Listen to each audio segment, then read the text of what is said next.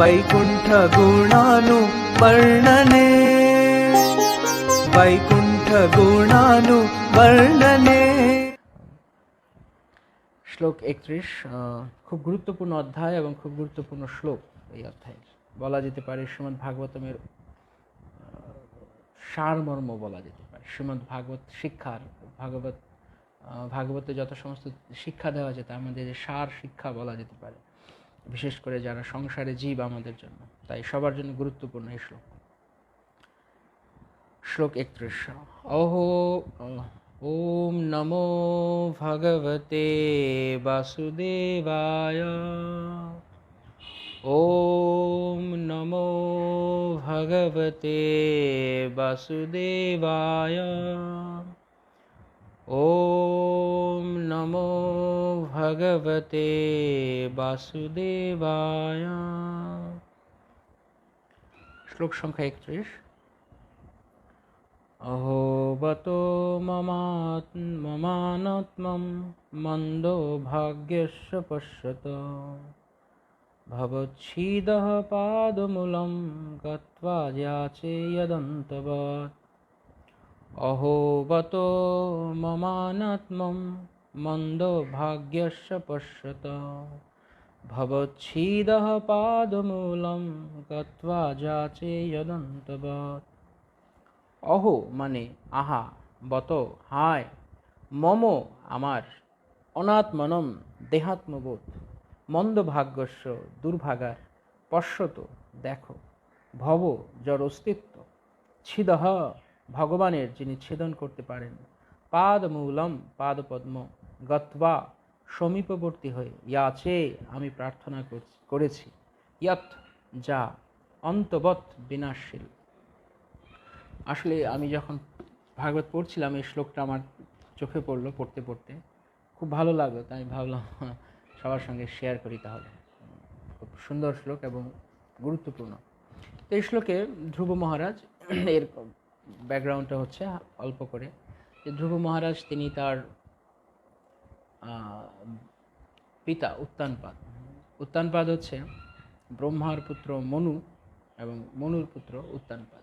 উত্তানপাদের দুই স্ত্রী সুনীতি এবং সুরুচি, তার মধ্যে সুনীতির পুত্র ধ্রুব আর সুরুচির পুত্র হচ্ছে উত্তম। তো উত্তম একদিন বাবার কোলে বসে আছেন, আপনারা প্রায় সকলেই এই ঘটনা জানেন, তারপর সংক্ষেপে বলছি। তো উত্তম যখন বাবার কোলে বসে আছে তখন সুরুচি এসছে, এবং সুরুচি এসে সে দেখল যে ধ্রুব এসছে, এবং ধ্রুব এসে সে বাবার কোলে ওঠার জন্য আবদার করছে, বায়না করছে।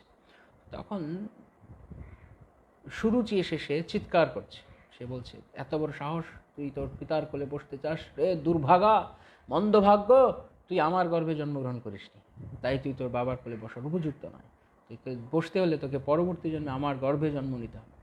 যেহেতু রাজা উত্তানপাদ তিনি কোনো বিশেষ কারণে তিনি সুরুচিকে অধিক পছন্দ করতেন, সুনীতি অবহেলিতা ছিলেন, তাই সুনীতির পুত্র ধ্রুব একই রকমভাবে অবহেলিত ছিল।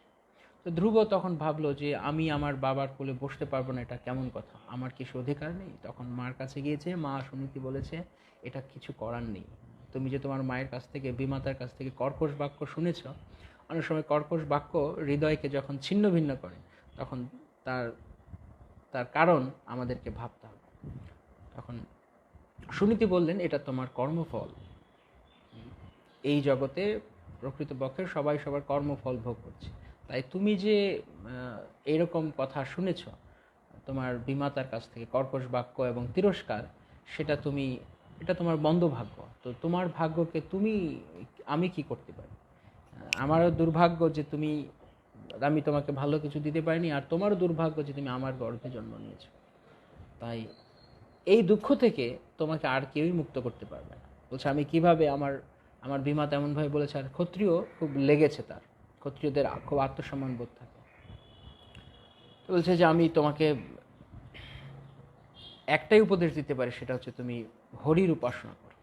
যদি ভগবান শ্রী হরি তোমাকে করুণা করেন, কৃপা করেন, তাহলে হয়তো তুমি এই অধিকার লাভ করতে পারো তোমার পিতার আসনে, পিতার কোলে বসার। সে বলছে, আমি পিতার কোলে কি, আমি এমন রাজ্য চাই যে আমার পিতামহ পর্যন্ত লাভ করতে পারিনি এরকম রাজ্য, বাপ ঠাকুরদাও পায়নি এমন ক্ষমতা আমি চাই। তো ধ্রুব মহারাজের ভেতরে একটা জিদ চেপে গেছে। এই জেদটা হচ্ছে যে আমি রাজ্য পেয়েই ছাড়ব। এখন ধ্রুব মহারাজ সেই জেদের বশে তার মা তাকে হরিভজনা করতে বলেছে। তার মা অত্যন্ত গুণবতী এবং বিচক্ষণ। তো তিনি উপদেশ দিলেন যে তুমি যাই চাও না কেন, তুমি কৃষ্ণ ভজনা করো। কারণ সুনীতি জানেন যে কৃষ্ণ ভজনা করলে কৃষ্ণ আর যখন আসবে তখন এই যে জেদ চেপেছে যে আমি জাগতিকভাবে সুখী হব, এই জাগতিকভাবে সুখী হওয়ার ইচ্ছাকে ধ্রুব মহারাজ বাদ দিতে পারে, কিন্তু অন্য কোনো কিছু দিয়ে সে বন্ধ করতে পারবে না, অন্য কোনো কথায় আমরা তাকে ভোলাতে পারবো না। তো প্রকারান্তরে সুনীতির কাছ থেকে উপদেশ পেয়ে ধ্রুব মহারাজের কল্যাণই হয়েছে। সে বনে গিয়েছে, মধুবনে গিয়ে তপস্যা করতে শুরু করলো, এবং অনেক ঘটনা। তারপরে নারদ মুনি এলেন, তাকে ওম নমো ভগবতে বাসুদেবায় মন্ত্র প্রদান করলেন, এবং এইভাবে ধ্রুব মহারাজ তিনি যখন তার সাধনায় 6 মাস পর তিনি সিদ্ধি লাভ করলেন, তো সেই সময় ভগবান শ্রী বিষ্ণু তিনি এসে তাকে দর্শন প্রদান করলেন, এবং দর্শন প্রদান করবার পর ভগবান তাকে ভগবানের রূপ দর্শন করে ভগবান তাকে কিছু কথা বললেন। সেই সমস্ত কথা শ্রবণ করে তার হৃদয় সম্পূর্ণরূপে জুড়িয়ে গেল ধ্রুব মহারাজ, এবং তখন তিনি এই কথা বলছেন কি, অহোবত মমানাত্মম মন্দ ভাগ্যস্য পশ্যত ভবচ্ছিদঃ পাদমূলম গত্বা যাচে যদন্তবৎ। অর্থাৎ অনুবাদ আমরা এখন পড়ছি, শ্রীল প্রভুপাদকৃত অনুবাদ এবং তাৎপর্য। হায় দেখো আমি কত দুর্ভাগা, আমি ভগবানের শ্রীপাদপদ্মের সমীপবর্তী হয়েছিলাম, যিনি জন্ম মৃত্যুর বন্ধন অচিরেই ছেদন করতে পারেন, কিন্তু তা সত্ত্বেও মূর্খতাবশত আমি তার কাছে এমন বস্তু প্রার্থনা করেছি যা নশ্বর। ভগবানের কাছে নশ্বর কিছু চাওয়া হচ্ছে মূর্খতা, সে কথা বলা হচ্ছে। ধ্রুব মহারাজ বলছে যে মূর্খতাবশত আমি তার কাছে এমন বস্তু প্রার্থনা করেছি যা নশ্বর। শ্রীল প্রভুপাদ কৃত তাৎপর্য, জগৎগুরু শ্রীল প্রভুপাদ কি জয়। এই শ্লোকে অনাত্মম শব্দটি অত্যন্ত তাৎপর্যপূর্ণ, যার অর্থ হচ্ছে আত্মা সম্বন্ধে কোনো রকম ধারণা রহিত। খুব চমৎকার কথা বলছেন প্রভুপাদ, যে এই যে শ্লোকের মধ্যে মমাত্মনম, অহোবত মমাত্মনম, মমাত্মনম, অহোবত মমাত্মনম, দেখো, হায়, বত মানে হায়, দেখো আমার কি দুর্ভাগ্য, অহো দেখো দেখো, হায় হায় আমার কি দুর্ভাগ্য, মমাত্মনম, অনাত্মনম মানে আত্মার জ্ঞান নেই যার, যার কেবলমাত্র দেহতেই জ্ঞান, দেহের সুখ দুঃখ, দেহের আরাম বিলাস বা দেহের কষ্ট, আদি ভৌতিক, আদি আত্মিক এবং আদি দৈবিক ক্লেশের দ্বারা সবসময় যে পীড়িত এবং ওইগুলোর দ্বারা প্রভাবিত। অনাত্মনম মন্দভাগ্যস্য পশ্যত, দেখো কি আমার মন্দভাগ্য। অনাত্মনম শব্দটি অত্যন্ত তাৎপর্যপূর্ণ, যার অর্থ হচ্ছে আত্মার সম্বন্ধে কোনো রকম ধারণা রহিত। শ্রীল ঋষভদেব তার পুত্রদের উপদেশ দিয়েছিলেন যে মানুষ যতক্ষণ পর্যন্ত আত্মা বা তার আধ্যাত্মিক স্থিতি হৃদয়ঙ্গম করতে না পারে ততক্ষণ পর্যন্ত সে যাই করে তা সবই অবিদ্যা, এবং তার ফলে তার জীবন ব্যর্থতায় পর্যবসিত হয়। ধ্রুব মহারাজ তার দুর্ভাগ্যজনক অবস্থার জন্য অনুতাপ করেছেন। মানুষ যতক্ষণ পর্যন্ত আত্মা বা তার আধ্যাত্মিক স্থিতি হৃদয়ঙ্গম করতে না পারে ততক্ষণ পর্যন্ত সে যাই করে তাই অবিদ্যা, এবং তার ফলে তার জীবন ব্যর্থতায় পর্যবসিত হয়। খুব ভালো করে আমাদেরকে এটা খেয়াল করতে হবে। যতক্ষণ পর্যন্ত, এই জন্য আমরা মানে প্রায় বিভিন্ন সময় আমরা ক্লাসে এই কথাটা বলেছি যে আমরা যতই চেষ্টা করি না কেন এই জড়জগতে সুখী হবার জন্য, যত রকমের প্রক্রিয়া বা যত রকমের অপশন আমরা খুঁজি না কেন, আমরা কখনোই সুখী হতে পারবো না। এই কথা শ্রীমদ্ ভাগবত কনফার্ম করে দিচ্ছেন।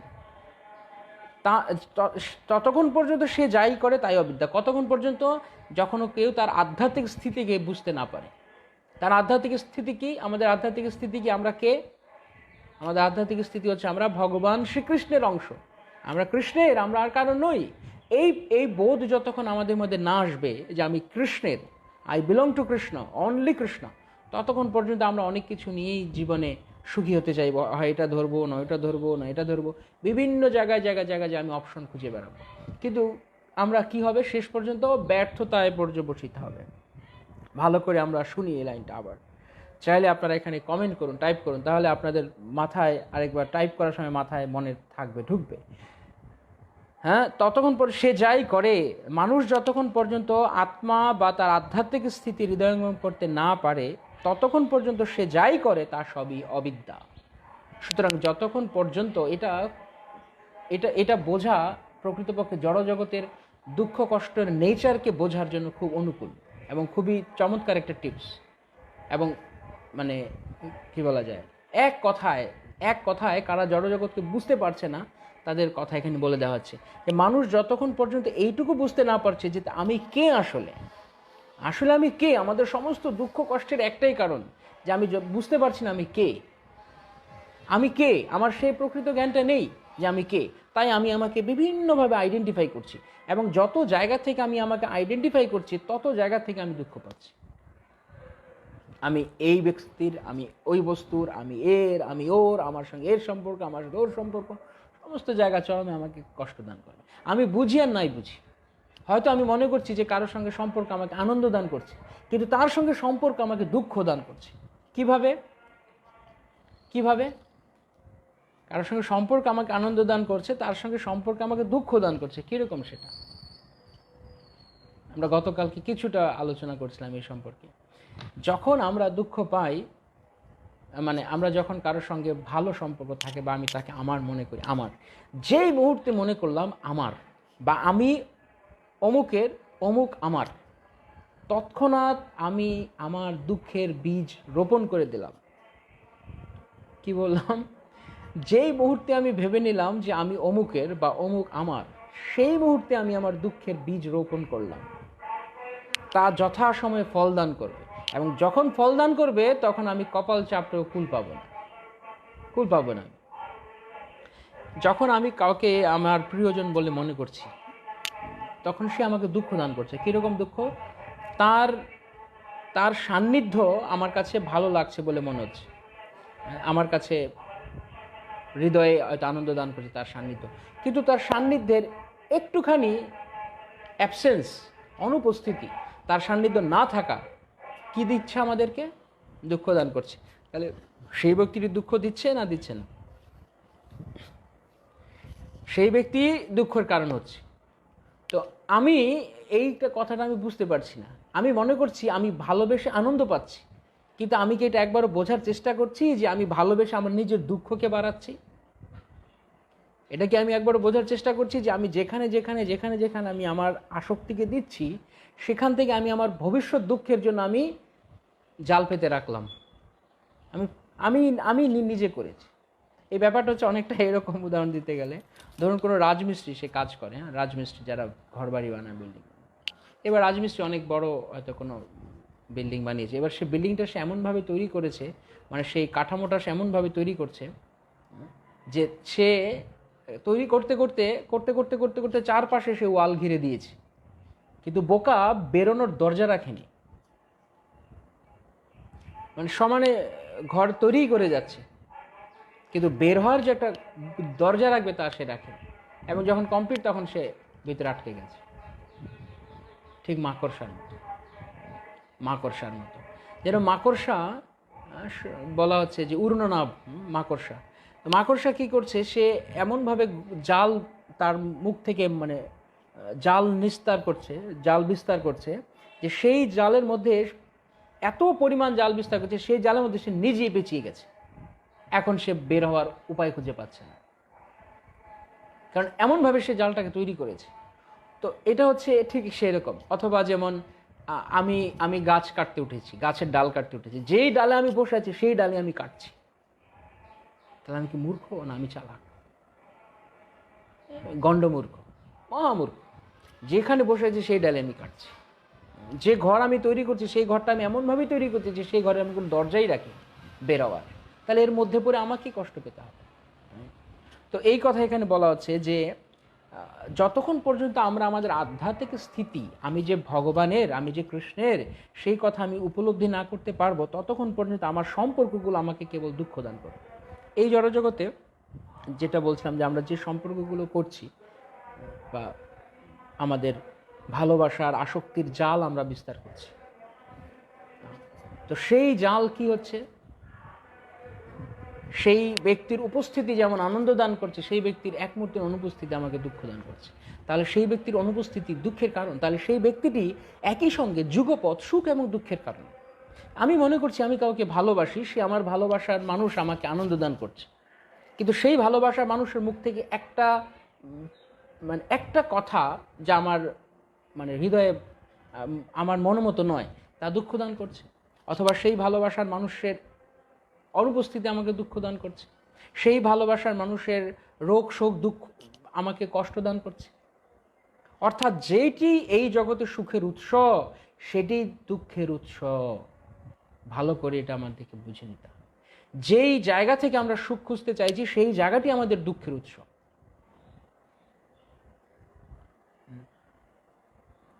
এই বোধটুকু আমাদের যখন হয় না, তখন আমরা অযথা শুধুমাত্র জাল বিস্তার করতে থাকি একের পর এক।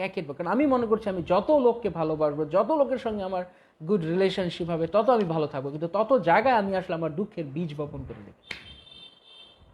এই জন্য শ্রীমদ্ ভাগবতে 10ম স্কন্ধে মোস্ট প্রবাবলি বলা হচ্ছে সএব আত্মহা, যে এই মনুষ্য শরীররূপী চমৎকার এই নৌকা পেয়েও, গুরুরূপ কাণ্ডারি পেয়েও, শাস্ত্ররূপ অনুকূল বায়ু পেয়েও, এবং ভক্ত সঙ্গরূপ সমস্ত অনুকূল পরিবেশ পেয়েও, অনুকূল স্রোত পেয়েও যে ভগবানের প্রতি আকৃষ্ট হয় না, সএব আত্মহা, সে নিশ্চিতরূপে আত্মঘাতী।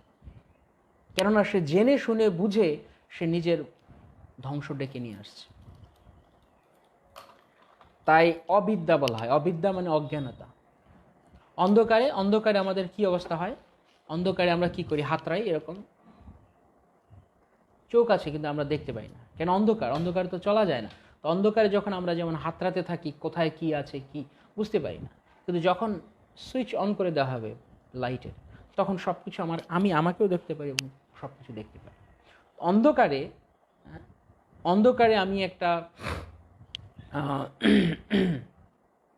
আমি একটা বস্তুতে হাত দিয়ে আমার ভ্রান্ত ধারণা হতে পারে, অন্য একটা জিনিসকে আমি সেটি মনে করতে পারি। যেমন অন্ধকার বা যে জ্ঞানান্ধ বা যে অন্ধ, জ্ঞানান্ধ না, যে অন্ধ, যেমন 5টা অন্ধ হাতি দেখতে গেল। তো একটা অন্ধ এসে বলছে হাতি হচ্ছে দেয়ালের মতো, কেন সে হাতির গাটাকে, হাতির মানে বডিটাকে সে হাত দিয়েছে, সে দেখছে শক্ত এবং খুব শক্ত, সে ভাবছে এটা দেয়ালের মতো, সমান এবং শক্ত, দেয়ালের মতো। আরেকজন গিয়ে সে হাতির কি বলে দাঁতটাকে ধরেছে, সে বলছে হাতি মূলর মতো। আরেকটা অন্ধ গিয়ে হাতির লেজ ধরেছে, সে বলছে হাতি দেখতে দড়ির মতো। আরেকটা গিয়ে হাতির কান ধরেছে, বলছে হাতির কুলোর মতো। আরেকটা হাতির সুর ধরেছে, সে বলছে হাতি হচ্ছে কলা গাছের মতো। তো এইভাবে কেউ কি হাতি দেখলো? কেউ। তো যতক্ষণ পর্যন্ত আমরা অন্ধ, ততক্ষণ পর্যন্ত আমরা ভুল ভাবব। এটার নাম অবিদ্যা। সুখকে দুঃখ, দুঃখে সুখ, আলোকে ভালো, আলোকে কালো, কালোকে আলো, ভালোকে মন্দ, মন্দকে ভালো, বন্ধুকে শত্রু, শত্রুকে বন্ধু, পরকে আপন, আপনকে পর। প্রকৃত মিত্র আমরা ততদিন চিনতে পাই না। আমরা কৃষ্ণ ভক্তকে অবজ্ঞা করতে থাকি দিনের পর দিন আমরা অবজ্ঞা করে যাই। কিন্তু আমরা অনাত্মীয়, যারা প্রকৃতপক্ষে অনাত্মীয়, যাদের সান্নিধ্য, যাদের সঙ্গ আমার কেবল ধ্বংসের কারণ হবে, আমি তাদেরকে আপন মনে করি, তাদেরকে আমি আত্মীয় মনে করি। অথচ তাদের প্রতি আসক্তি আমাকে নরকের গহীনতম অন্ধকারে নিমজ্জিত করবে। তখন সেই সমস্ত ব্যক্তিরা এসে আমার পক্ষে অ্যাডভোকেসি করবে না, যে না, সে আমার জন্য তার অধঃপতন হয়েছে, তখন সে বলবে না। তাই শ্রীমদ্ ভাগবতে বারংবার এই কথা বলা আছে, বিষয় এবং সংসারের আসক্তি থেকে মুক্ত হও। স্বামী স্ত্রী পুত্র পরিবার পিতা মাতা কন্যা সমেত এই যে পরিবার, এটা কেবল চরমে তোমাকে দুঃখ দান করবে। আমার শুনতে ভালো লাগুক আর আমার শুনতে ভালো না লাগুক, শাস্ত্র কথা একদম জলের মতো পরিষ্কার, স্ট্রেইট ফরওয়ার্ড। শুনলে শোনো, না শুনলে না শোনো, গ্রহণ করলে করো, না করলে না করো, কি হবে? কিছুই হবে না। যে ওইরকমভাবে যে বোকা যে ডালে বসে ডাল কাটছে, তাকে যদি কেউ নিচ থেকে বলে এভাবে কেটো না, তুমি পড়ে যাবে, তুমি আমাকে এত জ্ঞান দিতে এসো না, আমি ভালো বুঝি, তোমাকে আমাকে জ্ঞান দিতে হবে না। মূর্খ আমরা গণ্ড মূর্খ, নিরেট মূর্খ। তাই সাধুগণ বারবার এসে আমাদেরকে সাবধান করে দিয়েছে, সাবধান, কেবল কৃষ্ণে আসক্ত অনত এমন লাঠি খাবে, এমন মার খাবে, এমন চাপকানি খাবে, তারপরে তোমার শিক্ষা হতে পারে। না, আমি মার খেয়েই শিখবো, ভালোভাবে আমি শিখবো না। আমিও সেরকম গোয়ার একগুয়ে, আমিও মার খেয়ে শিখবো, আমি এমনি শিখবো না। ঠিক আছে, শেখো। শাস্ত্র ভালোভাবেও শেখায়, শাস্ত্র সুন্দর কথা দিয়েও শেখায়। হয় কৃষ্ণ আসক্ত হও, নয় মায়া তোমাকে কৃষ্ণে আসক্ত করাবে একদিন আচ্ছা মতো। মিছে মায়ার বসে যাচ্ছ ভেসে, খাচ্ছ হাবু ডুবু। তাই আমরা কেন হাবুডুবু খাচ্ছি, কখনো ভালো কখনো মন্দ, কেন এরকম হচ্ছে? কেননা আমরা এই জগৎটাকে আমার বলে মনে করে নিয়েছি, মিথ্যে মায়ার বসে, মিথ্যা মায়ার বসে। যেই সম্পর্ক অনিত্য, ধ্রুব মহারাজ সেই কথা বলছেন, যেই সম্পর্ক অনিত্য, যেই বস্তু অনিত্য, আমি যা পেতে চেয়েছিলাম তার কোনো সম্পর্ক না, তার জড়জগতের সবচেয়ে হাইয়েস্ট পোস্ট, অথচ আমি সেটাকেও আমি এখন আমি মনে করছি তা আমার জন্য ছিল কেবলমাত্র প্রহসন। আমি ঠকতে চেয়েছিলাম এবং আমি ঠকে গেছি। কেননা এখন আমি ভগবানের সঙ্গে যেতে চাইছি, ভগবান আমাকে নিয়ে চলো, আমি তোমার সঙ্গে যাব, আমি কৃষ্ণকে পেয়ে এখন আমার জীবন ধন্য। কৃষ্ণ বলছে না না, তুমি জড়বাসনা করে নিয়েছো আগে, সুন্দর, সুতরাং চুপচাপ এখানে বসে থাকো, আমি তোমাকে এখন রাজ্যভোগ করো, পরে আমি তোমাকে ধ্রুবলোক দান। না না না না না না না, আমাকে নিয়ে চলো, না, তুমি জড়বাসনা করেছো। সুতরাং বি কেয়ারফুল, খুব সাবধান যদি আমরা জড়বাসনা করি।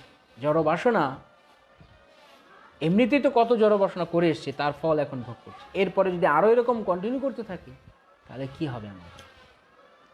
তাই জন্য তিনি বলছেন মূর্খতাবশত তার কাছে আমি এমন বস্তু প্রার্থনা করেছি যা নশ্বর। তো এই যে উপলব্ধিটা এসছে যে আমি মূর্খতাবশত নশ্বর বস্তু প্রার্থনা করেছি, এই ভাব ধ্রুব মহারাজের কেন হলো, কখন এলো? যখন ধ্রুব মহারাজ বুঝতে পারলেন যে আমি তো অবিনশ্বর, আমি মানে আত্মা, আমি তো অবিনশ্বর, তা আমি নশ্বর বস্তু কেন চাইবো? যেখান থেকে আমার সুখ নেই সেখানে আমি কেন সুখ খুঁজবো? একটার পর আমাদের জীবনে চাহিদা বদলাতেই থাকে। আমরা ছোটবেলায় বল খুঁজি, ক্রিকেট বল খুঁজি, খেলবো, আমার ব্যাটটা ভেঙে গেল বলে কান্না করি। বড় হওয়ার পরে আমি 100খানা ব্যাট কিনতে পারি, কিন্তু আমি কি আর ওই ব্যাট খেলতে যাই? রুচি বদলে গেছে। ছোট থাকতে যখন বাবা মা জোর করেছে স্কুল যাও, পড়াশোনা করো, তখন ভালো লাগে, কিন্তু যখন আমি বড় হয়েছি তখন আমি দেখছি হায় রে, এখন আমার পড়াশোনা করতে ইচ্ছা হয়, কিন্তু এখন আমি বেসিক গড়ে তুলিনি, এখন আমি পড়াশোনা করতে পারছি না। রুচি বদলে গেছে। হ্যাঁ, একটা মধ্যবয়স্ক লোক, 28, 29, 30 বছর একটা লোক, তাকে যদি আপনি বলেন যাও তুমি গিয়ে এখন কি বলে হাডুডু খেলবে, ভালো লাগবে তার? তখন তার জীবন ক্যারিয়ার গড়ার টাইম, তখন সে ক্যারিয়ারের কথা চিন্তা করবে, কিভাবে বাঁচবো, থাকবো, খাবো, পরবো, এই কথা সে চিন্তা করবে। তাহলে কেন সে তার ভালো লাগছে না এটা? আবার সে একই ব্যক্তি যখন 40 বছর 45 বছরে পৌঁছে যাচ্ছে, তখন তার জীবন সম্পর্কে তার মধ্য বয়সে 25 থেকে 30 বয়সে বা 20 থেকে 30 বছর বয়সে, এই যে সে তার 20s সে যে জীবন সম্পর্কে একটা প্যাশনের ধারণা ছিল, 40-এর পর 45-এর পর তার সেই প্যাশনগুলি কোথায় গেছে? এখন সে আস্তে আস্তে নেতিয়ে পড়ছে। তখন তার মনে হচ্ছে ক্লান্ত হয়ে গেছে জীবনে, আর পারছি না, এখন রেস্ট চাই। 50 পেরিয়ে গেল, তারপর এখন খুঁজছি বিশ্রাম, কোথায় গেলে বিশ্রাম করতে পারবো। 50-55 হয়ে গেল, না আর ভালো লাগে না এই সংসার। আরে মন, ভালো নাহি লাগে সংসার, জন্ম মরণ মালা, জন্ম মরণ জরা, অবিদ্যা মৃত্যু তাতে ভরা, ভক্তিনাথ ঠাকুর গাইছেন। আমরা যেমন ভক্তিনাথ ঠাকুরের আবির্ভাব তিথির পড়ছিলাম ভক্তিনাথ ঠাকুর উপদেশ থেকে, তখন আর তাকে এ ভালো লাগবে না। এখন যা ভালো লাগছে তখন আর তার কাছে এই জিনিসগুলো ভালো লাগবে না। তো এইভাবে রুচি বদলাচ্ছে, 60 বছর হয়ে যাচ্ছে, এখন আর চাকরিও করতে ভালো লাগে না। একসময় চাকরি ছিল প্যাশন, আর এখন চাকরি ছাড়বো কখন সেই চিন্তা করছি। তারপর যখন রিটায়ারমেন্টের পর এখন কি ভালো লাগে? সংসার ভালো লাগে, তখন সংসারও ভালো লাগে না। তখন মনে পার্কে গিয়ে বসে থাকি, পার্কের বেঞ্চিতে ভালো লাগে, কেননা ঘরে সব আমাকে কেউ পছন্দ করে না। ঘরে সবাই আমাকে দেখলে নাক সিটকায়, আমি ঘরের একটা বোঝা হয়ে গেছে, অথচ সারা জীবন আমি তাদেরকে খাইয়েছি, পরিয়েছি। এখন ঘর আমার কাছে পর, ঘর ইজ ইকুয়াল টু পর। তখন আপন হয়েছে পার্কের বেঞ্চি। এবার পার্কের বেঞ্চে গিয়ে যখন আমরা বসছি, তারপর একটু হাওয়া খাচ্ছি, ওর সাথে গল্প করছি, আমার মতো আরেকটা বৃদ্ধর সাথে, তখন সেটা ভালো লাগছে। রুচি বদলাচ্ছেই, বারংবার বদলে যাচ্ছে। তো এইভাবে শেষ পর্যন্ত বৃদ্ধকাল হলো সব সুখ ভাগ হলো, পীড়া বসে হইনু কাতর। ভক্তিবিনোদ ঠাকুর বলছেন। যখন বৃদ্ধকাল আসবে তখন এই সমস্ত সুখ যাকে যাকে এখন যেখানে যেখানে ভাল লাগে সব তখন দুচ্ছাই দুচ্ছাই লাগবে। পীড়া বসে হইনু কাতর, সমস্ত সুখ চলে গেল, সব সুখ, দেহের সুখ, মনের সুখ, আত্মীয় স্বজনের কাছ থেকে সুখ সব গেল। সব যাওয়ার পর এবার কি? পীড়া বসে হইনু কাতর। এখন দুঃখ হচ্ছে হৃদয়ের, মনের, দেহগত সমস্ত পীড়া। তাই এখানে বলা হচ্ছে যে যতক্ষণ পর্যন্ত আমরা আমাদের আধ্যাত্মিক স্থিতি হৃদয়ঙ্গম করতে না পারছি, অর্থাৎ আমরা যে কৃষ্ণের, যতক্ষণ পর্যন্ত আমরা তা বুঝতে না পারছি ততক্ষণ পর্যন্ত আমরা শুধু অপশান বদলাতে থাকবো একটার পর একটা। এখানে let me try this one, let me try that one, একটার পর আমরা বিভিন্ন জায়গায় সুখ খুঁজতে শুরু করব, কিন্তু লাভের লাভ কি হবে? কিচ্ছুই না। ভক্তিবিনোদ ঠাকুর বলছেন সেদিন কি, মন ছাড়ো যত বিষয় দুরাশা, আসা যাওয়া তখন সার হবে, দুঃখ পাওয়াই কেবল সার হবে এই সংসার থেকে, যদি আমরা কৃষ্ণকে উপলব্ধি করতে না পারি।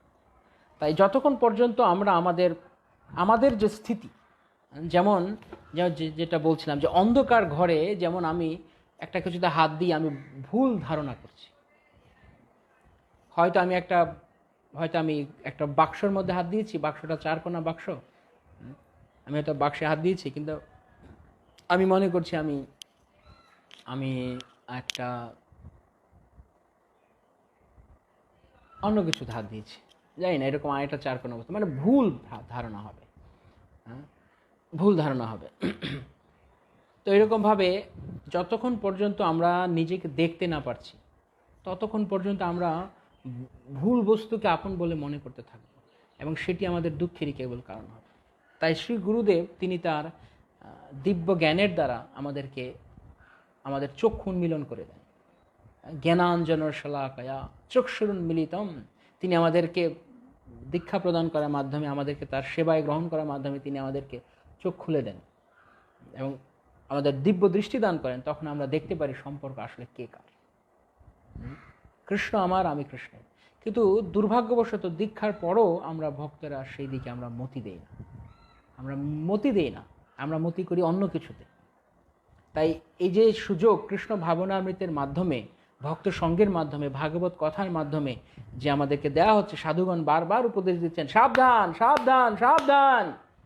ভক্তি সিদ্ধান্ত সরস্বতী ঠাকুর তার গৌরীয় পত্রিকায় তিনি একসময় একটা আর্টিকেলে লিখছিলেন, মৌমাছি আছে না, মৌমাছি কি করে, বিভিন্ন ফুল থেকে মধু আহরণ করে একটা মৌচাক বানায়। তো সেই মৌচাকে একটা বিরাট বড় চাক বানায় মৌমাছিটা, এবং বানানোর পর একদিন সে তো আশায় থাকে এই মধু আমরা পরবর্তীতে খাবো, এখন সঞ্চয় করছি। কিন্তু একদিন বিশাল বড় যখন হয়ে যায়, অনেক বড় হয়, আগে না, যখন অনেক বড় হয়ে যায় তখন একদল লোক এসে তাতে আগুন লাগিয়ে দেয়, ধোঁয়া দিয়ে দেয়, আগুন লাগিয়ে দেয়, এবং তখন সব মৌমাছিগুলো পালিয়ে যায় এবং সেই মৌচাকটা কেটে মধুগুলো ওরা ব্যবহার করে। তো ভক্তি সিদ্ধান্ত সরস্বতী ঠাকুর শ্রীল প্রভুপাদ তিনি সেই মৌমাছির হয়ে, মানে মৌমাছির মতো করে তিনি আমাদেরকে বোঝাচ্ছেন যে মৌমাছি বলছে, আরে বিষয়ী লোক, সঞ্চয় করছো আর সম্পর্ক করছো। যেমন একটা মৌচাক বানাতে গেলে অনেক কিছু সঞ্চয় করে এবং অনেকগুলো মৌমাছি সেই চাকে গিয়ে জমা হয়। তো বলছে তোমরা সঞ্চয় করছো আর আত্মীয়তার সম্পর্ক করছো। একটা মৌচাকে একটা রানী মৌমাছি থাকে এবং আর অনেক মৌমাছিরা সেখানে থাকে। এই যে সম্পর্ক, এত কষ্ট করে সবাই মিলে একটা সুখের সংসার তোমরা গড়ে তুললে ভবিষ্যতে উপভোগ করবে বলে, দেখো তোমাদের কি দশা করলো, এসে আগুন লাগিয়ে দিল তোমাদের ঘরে এবং তোমাদের সর্বস্ব অপহরণ করে নিয়ে গেল। তাই আমি মৌমাছি তোমাদেরকে শিক্ষা দিচ্ছি, হে মানব জাতি, সমস্ত কিছু কৃষ্ণের সেবায় অর্পণ করো এবং ভবিষ্যতে সুখী হবে সেই আশায় মিথ্যা সম্পর্ক গড়ে না। তাহলে একদিন মায়া কাল তার শত্রু দ্বারা তোমাদের মাথা নারকেল ভাঙ্গা করবে, যেরকম আমাদেরকে করেছে।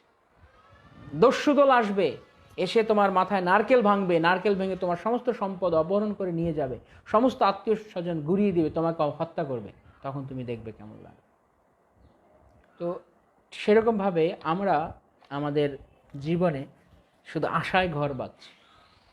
কে একজন বলছে, আশায় ঘর বাঁধে চাষা,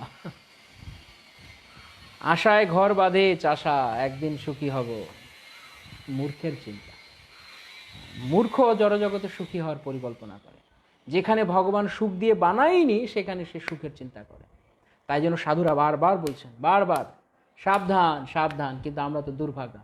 সংসার ভজিলি শ্রী গৌরাঙ্গ ভুলিলি, না শুনিলি সাধুর কথা। ইহ পরকাল দুকাল খোয়ালি মন, ইহ পরকাল দুকাল খোয়ালি মন, খাইলি আপন মাথা, খাইলি আপন মাথা। সাধুরা শাস্ত্র বারবার আমাদেরকে বোঝাচ্ছেন। এই যে ভাগবত পুরাণ ইতিহাস রয়েছে, আমরা সবাই এখন ভাদ্র পূর্ণিমা গেল সবাই ভাগবত দান করছি চতুর্দিকে, কিন্তু কজন লোক আমরা ভাগবত পড়ি? বড় দুঃখের কথা। এটা খুব পেইন। আমরা ফল লাভের আশায় সবাই ভাগবত দান করতে থাকি। হ্যাঁ, বিষ্ণু লোক পাবো, এই পাবো, এই পাবো। কেন? শাস্ত্রে রয়েছে ভাদ্র পূর্ণিমায় শ্রীমদ্ ভাগবতম দান করলে বিষ্ণুলোক প্রাপ্তি বা এরকম। আমরা সবাই ফল চাচ্ছি, কিন্তু কটা লোক আমরা ভাগবত পড়ছি? সংখ্যা তো অনেক হলো, নাম্বার তো অনেক হলো। প্রভুপাদ তিনি বলতেন, now boil the milk. Prabhupada বলতেন, I prefer one moon than millions of star. বহু বহু তারা থাকার চেয়ে একটা চাঁদ হওয়া অনেক ভালো। কারণ বহু কোটি তারা আলো দিতে পারে না, কিন্তু একটা চাঁদ আলো দান করতে পারে। যেমন কালকে পূর্ণিমা গেল, কালকের আকাশে তাকিয়ে দেখেছেন চারপাশে আলো, কিন্তু কোটি কোটি তারা আকাশে থাকলে এত আলো দান করতে পারে না। তাই আমরা ভাগবত দান করছি ভালো কথা, কিন্তু কজন আমরা ভাগবত পড়ছি নিজের গৃহে? অথবা যদি পড়ছিও, কতজন আমরা চোখ দিয়ে মন দিয়ে আমরা দেখছি কি লেখা আছে? এখানে প্রহ্লাদ মহারাজ বলছেন যে আমি এমন বস্তু প্রার্থনা করছি, মূর্খতাবশত আমি এমন বস্তু প্রার্থনা করছি যা নশ্বর, অথচ যিনি জন্ম মৃত্যুর বন্ধন অচিরেই ছেদন করতে পারতেন, তার সমীপবর্তী হয়েও আমি তার কাছে মিথ্যা জিনিস, মেকি জিনিস আমি বাসনা করেছি যা নশ্বর। তো যতক্ষণ এই নশ্বরতা ততক্ষণ থাকবে, এই আসক্তি, এই দুঃখ, এই কান্না, এই বেদনা ততক্ষণ থাকবে যতক্ষণ পর্যন্ত আমরা আমাদের আপনজনকে চিনতে পারছি না। আপনজনকে আমরা দূর করে দিচ্ছি।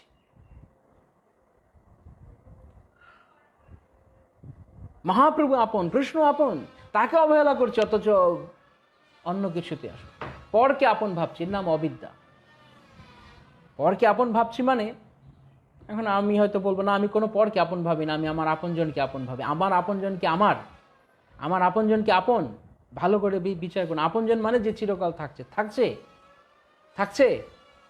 আরে সেই আপনজন মরে গেলে কি বদলাবে? সে বেঁচে থাকতে মাথা একটা বড় ধরনের ধাক্কা খেলেই মাথাটা যদি উল্টে যায়, তখনই সে আমাকে চিনতে পারবে না। তাহলে আমি কাকে আপন বলছি? সম্পর্কে কে আপন? তার স্বার্থে লাগিয়ে দুটো কথা বলুন, দেখবেন আতে ঘা লাগলে সে আপন না পর বেরিয়ে যাবে সব। আর আসল চেহারাটা বেরিয়ে যাবে, মুখোশটা খুলে পড়ে যাবে, দেখা যাবে তার আসল চেহারা। খুব কষ্ট লাগছে নাকি এই কথাগুলো শুনতে? দুঃখ লাগছে নাকি কি লাগছে? দেখি কিরকম লাগছে আপনাদের অনুভূতি। কিন্তু এটা সত্য কথা। শ্রীমদ্ ভাগবত কারো পিঠ চাপড়ায় না। এই জগতে সবাই তোয়াজ করে একজন আরেকজনের, তোষামদগিরি করে। উচ্ছন্নে যাচ্ছে যাক। যেমন যে আসলে প্রকৃত বন্ধু নয়, সে যদি দেখে যে তার বন্ধু উচ্ছন্নে যাচ্ছে, যাক, ও বিড়ি খাচ্ছে খাক, ও মরে যাচ্ছে যাক, আমার কি।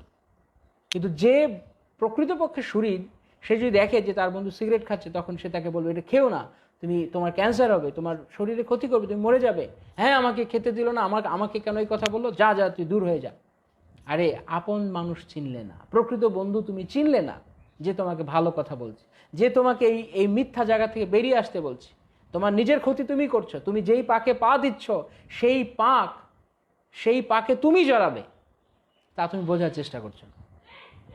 এবং সবকিছু হারিয়ে শেষ পরে তখন না একজন সাধু বলেছিল, কালমেঘ লাগছে, কালমেঘ। কৃষ্ণবিহীন সবাই পর। খুব ভালো লাগছে, অর্জুন অবতার বলছে খুব ভালো লাগছে। ভালো লাগার কথা বলছি না, কিন্তু খুব কঠিন কথা। যাক, ভালো লাগছে, আপনি আপনার হৃদয়ে হয়তো সরল হৃদয়, তাই ভালো লাগছে। কিন্তু যা হৃদয় গরল, তার এই সমস্ত কথা দুঃখ লাগবে। আপনারা হৃদয় সরল, তাই আপনাদের ভালো লাগছে। যা হৃদয়ের গরল তার হৃদয়ে দুঃখ লাগবে, হ্যাঁ এরকম কথা বলছে, কিন্তু ভাগবত বলছে। তাই ধ্রুব মহারাজ যেমন বলা আছে না যে পূর্বতন আচার্যরা তারা আচরণ করে দিয়ে গেছেন আমাদেরকে শেখানোর জন্য। তো ধ্রুব মহারাজ তিনি নিজের অনুতাপ করছেন, আমি কি করলাম, আমি কি করলাম। এরকম ভাগবতে আপনারা অনেক অনুতাপ পাবেন। ধ্রুব মহারাজের অনুতাপ, দেবহূতি অনুতাপ করেছেন, রাজা যজাতি অনুতাপ করেছেন, চিত্রকেতু অনুতাপ করেছেন, অনেকে এরকম অনুতাপ করছে, কেননা যা ঠিক নয় তারা তা করতে গিয়েছিল, তাই অনুতাপ করছে। তাই আমরাও অনুতাপ মানে পরে পস্তানো তাকে বলে অনুতাপ, অনুতে যে তাপ বা পশ্চাৎতাপ তাকে বলে অনুতাপ। এখন কথা শুনছি না ভালো কথা, তো পরে আমাকে তাপ করতে হবে, পরে আমাকে কপাল চাপড়াতে হবে। হ্যাঁ, যখন রোগ যখন হয় তখন যেমন আমাদের চুলকানি হয়, শিল প্রভুপাদ চুলকানির সাথে উদাহরণ দিতেন। চুলকানি যখন হচ্ছে চুলকেই যাচ্ছে, খুব মজা লাগছে তার, কিন্তু সে কি একবারও কল্পনা করছে যে এই চুলকানির আরাম একসময় তাকে অনেক বড় দুঃখ দান করবে? এটা যখন ঘা হয়ে যাবে, পচন ধরে যাবে, তখন তাকে অপারেশন করে হয়তো এমন হতে তার হাতটা কেটেও ফেলতে হতে পারে, কিন্তু এখন সে চুলকেই যাচ্ছে।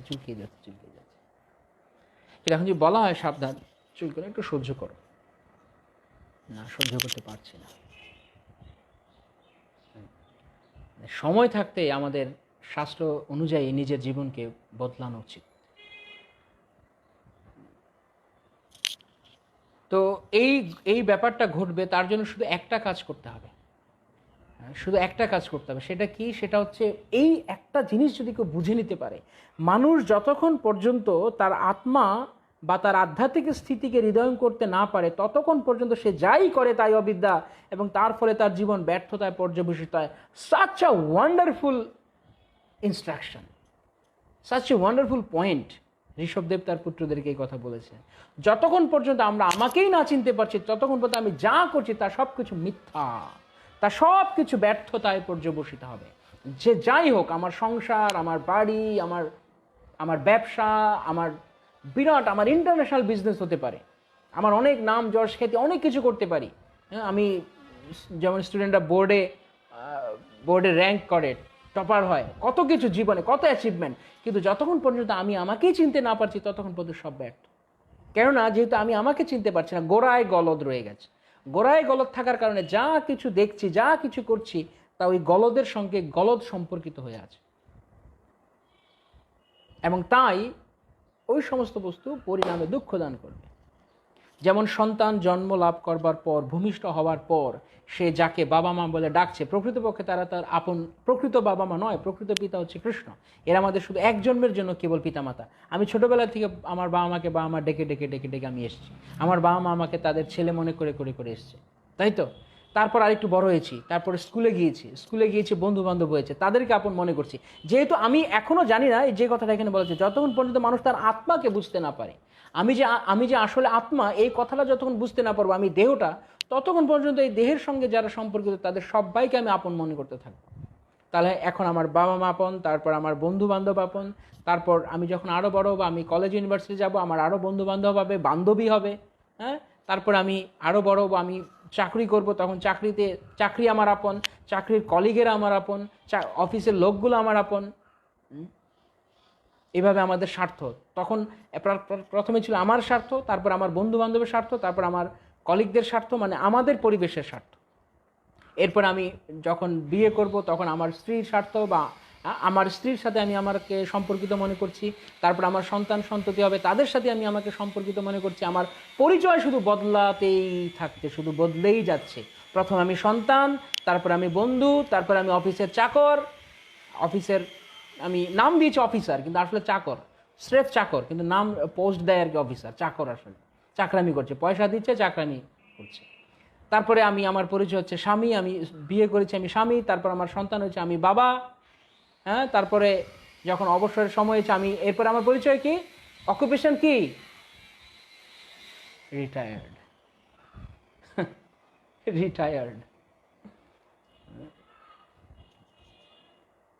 রিটায়ার্ড মানে আবার সে ক্লান্ত হয়ে গেছে। সে জীবন ক্লান্তি দিয়ে শুরু করেছিল ছোট থাকতে, ওয়া ওয়া কান্না দুঃখ, আবার সে টায়ার্ড হয়ে গেছে। তারপর আমার পেশা হচ্ছে প্রথমে স্টুডেন্ট, তারপর আমি হাউস হোল্ডার, তারপর আমি রিটায়ার্ড। এইভাবে আমার পরিচয় সম্পর্ক বদলাতেই থাকছে, একের পর এক বদল হচ্ছে। আর আমিও আমার বদলে যাওয়া পরিচয়ের সঙ্গে নতুন নতুন পরিবেশের সঙ্গে আমি আমাকে খাপ খাওয়াতে চেষ্টা করছি, যেটা আমার আরেক ধরনের মূর্খতা। আর সেই মূর্খতার কারণ হচ্ছে এই যে এই কথাটা এখানে বলা হচ্ছে, কারণ ততক্ষণ পর্যন্ত আমি অবিদ্যায় রয়েছি, এবং অবিদ্যায় থাকার কারণে আমি বারবার এইখান থেকে ওখান থেকে এই কথা আর কতবার বলবো, আমরা কতবার ভাগবত থেকে আমরা এই কথা পাচ্ছি। আপনারা যারা নিয়মিত ক্লাস শোনেন, এই কথা কতদিন পেয়েছেন আজ পর্যন্ত? আইডিয়া কোনো রকম? কতদিন আমরা এই ধরনের আলোচনা এসছে? কারণ শ্রীমদ্ ভাগবত এই কথাই বারবার বলছে, শাস্ত্র বারবার একই কথা বলছে, যে যেখানে যে অবস্থায় আমাকে তাই নিজের আত্মাকে বোঝার চেষ্টা করতে হবে। যা কিছু করব, এটা কি ভাগবত বলছে? আমরা বলছি না, আমি বলছি না, ভাগবত বলছে। সুতরাং অভ্রান্ত ধ্রুব সত্য যে জীবনে ব্যর্থ হব যদি আমরা আমাদের আত্মাকে না চিনে সে অনুযায়ী আমরা কাজ না করি, আমরা কেবল ব্যর্থ হব। তাই এই জড়জগৎকে বলা হয় পবর্গ, মোটামুটি এভরিডে। পবর্গ মানে পরিশ্রম, প্রচন্ড পরিশ্রম সুখী হওয়ার জন্য। প একে বলা হয় বাংলায় পবর্গ। তাহলে পরিশ্রম করতে করতে একেবারে মুখ দিয়ে ফেনা বেরিয়ে যাচ্ছে, তবু আমি সুখী হব। কিন্তু এত পরিশ্রম করছি, এত মুখ দিয়ে ফেনা বেরিয়ে যাচ্ছে, তারপরেও ব্যর্থতা। তারপরেও আমি কাউকে সুখী করতে পারি না, কারোর জন্য জীবন দিয়ে দিলাম, তবু সে আমার প্রতি অসন্তুষ্ট। এইটাই জগতের নিয়ম। কার কার এরকম অভিজ্ঞতা হয়েছে দেখি? হাত তুলুন দেখি, হাত তুলুন, বোঝা যাবে যে আমার এরকম অভিজ্ঞতা আছে। কারোর জন্য আপনি অনেক কিছু করবেন, তবুও সে আপনাকে বলে কিছুই করেনি। সামান্য কিছু পান থেকে চুন খসতে সে আপনাকে অভিযোগ করবে। ব্যর্থতা। যত পরিশ্রম করো না কেন, কোনো লাভ নেই, তুমি ব্যর্থই হবে। তারপর ব্যর্থতা থেকে ভয়। কেন ভয়? হায় রে, কাদের জন্য করলাম, অথচ আমি প্রকৃত তত্ত্ব কৃষ্ণের দিকে আমি তাকালাম না। ভয় লাগছে তখন হৃদয়ে তখন ভয় লাগছে যে আমার কি হবে, এরা সবাই কি আমাকে ছেড়ে চলে যাবে? তারপর ব্যর্থতা, ভয়, তারপরে চরমে মৃত্যু। হ্যাঁ হয়েছে, বিভাবরী বিথি মাতাজির হয়েছে, আর কারো হয়নি। যাক, একজন পাওয়া গেছে যাদের এই অভিজ্ঞতা হয়েছে। তারপর মৃত্যু, শেষ, আমরা শেষ। এইভাবে এই যে প্রতিদিন যে আমরা এইভাবে চালিয়ে যাচ্ছি, ভগবানকে ভুলে যে আমরা জীবনটাকে চালাচ্ছি, এর কি হবে? তত শেষ পর্যন্ত তার সব কিছু ব্যর্থতায় পর্যবেসিত। এই একটা লাইন যদি আমরা শুধু হৃদয়ে গেঁথে নিতে পারি, যে যতক্ষণ পর্যন্ত আমি আমার আত্মাকে চিনতে না পারছি, আমি আধ্যাত্মিক চেতনায় অর্থাৎ কৃষ্ণ চেতনায় আমি উপস্থিত হতে না পারছি, স্থিত হতে না পারছি, ততক্ষণ পর্যন্ত আমার সমস্ত আয়োজন শুধু ব্যর্থ হবে। এটা লিখে আমার মনে গলায় ঝুলিয়ে রাখা হচ্ছে।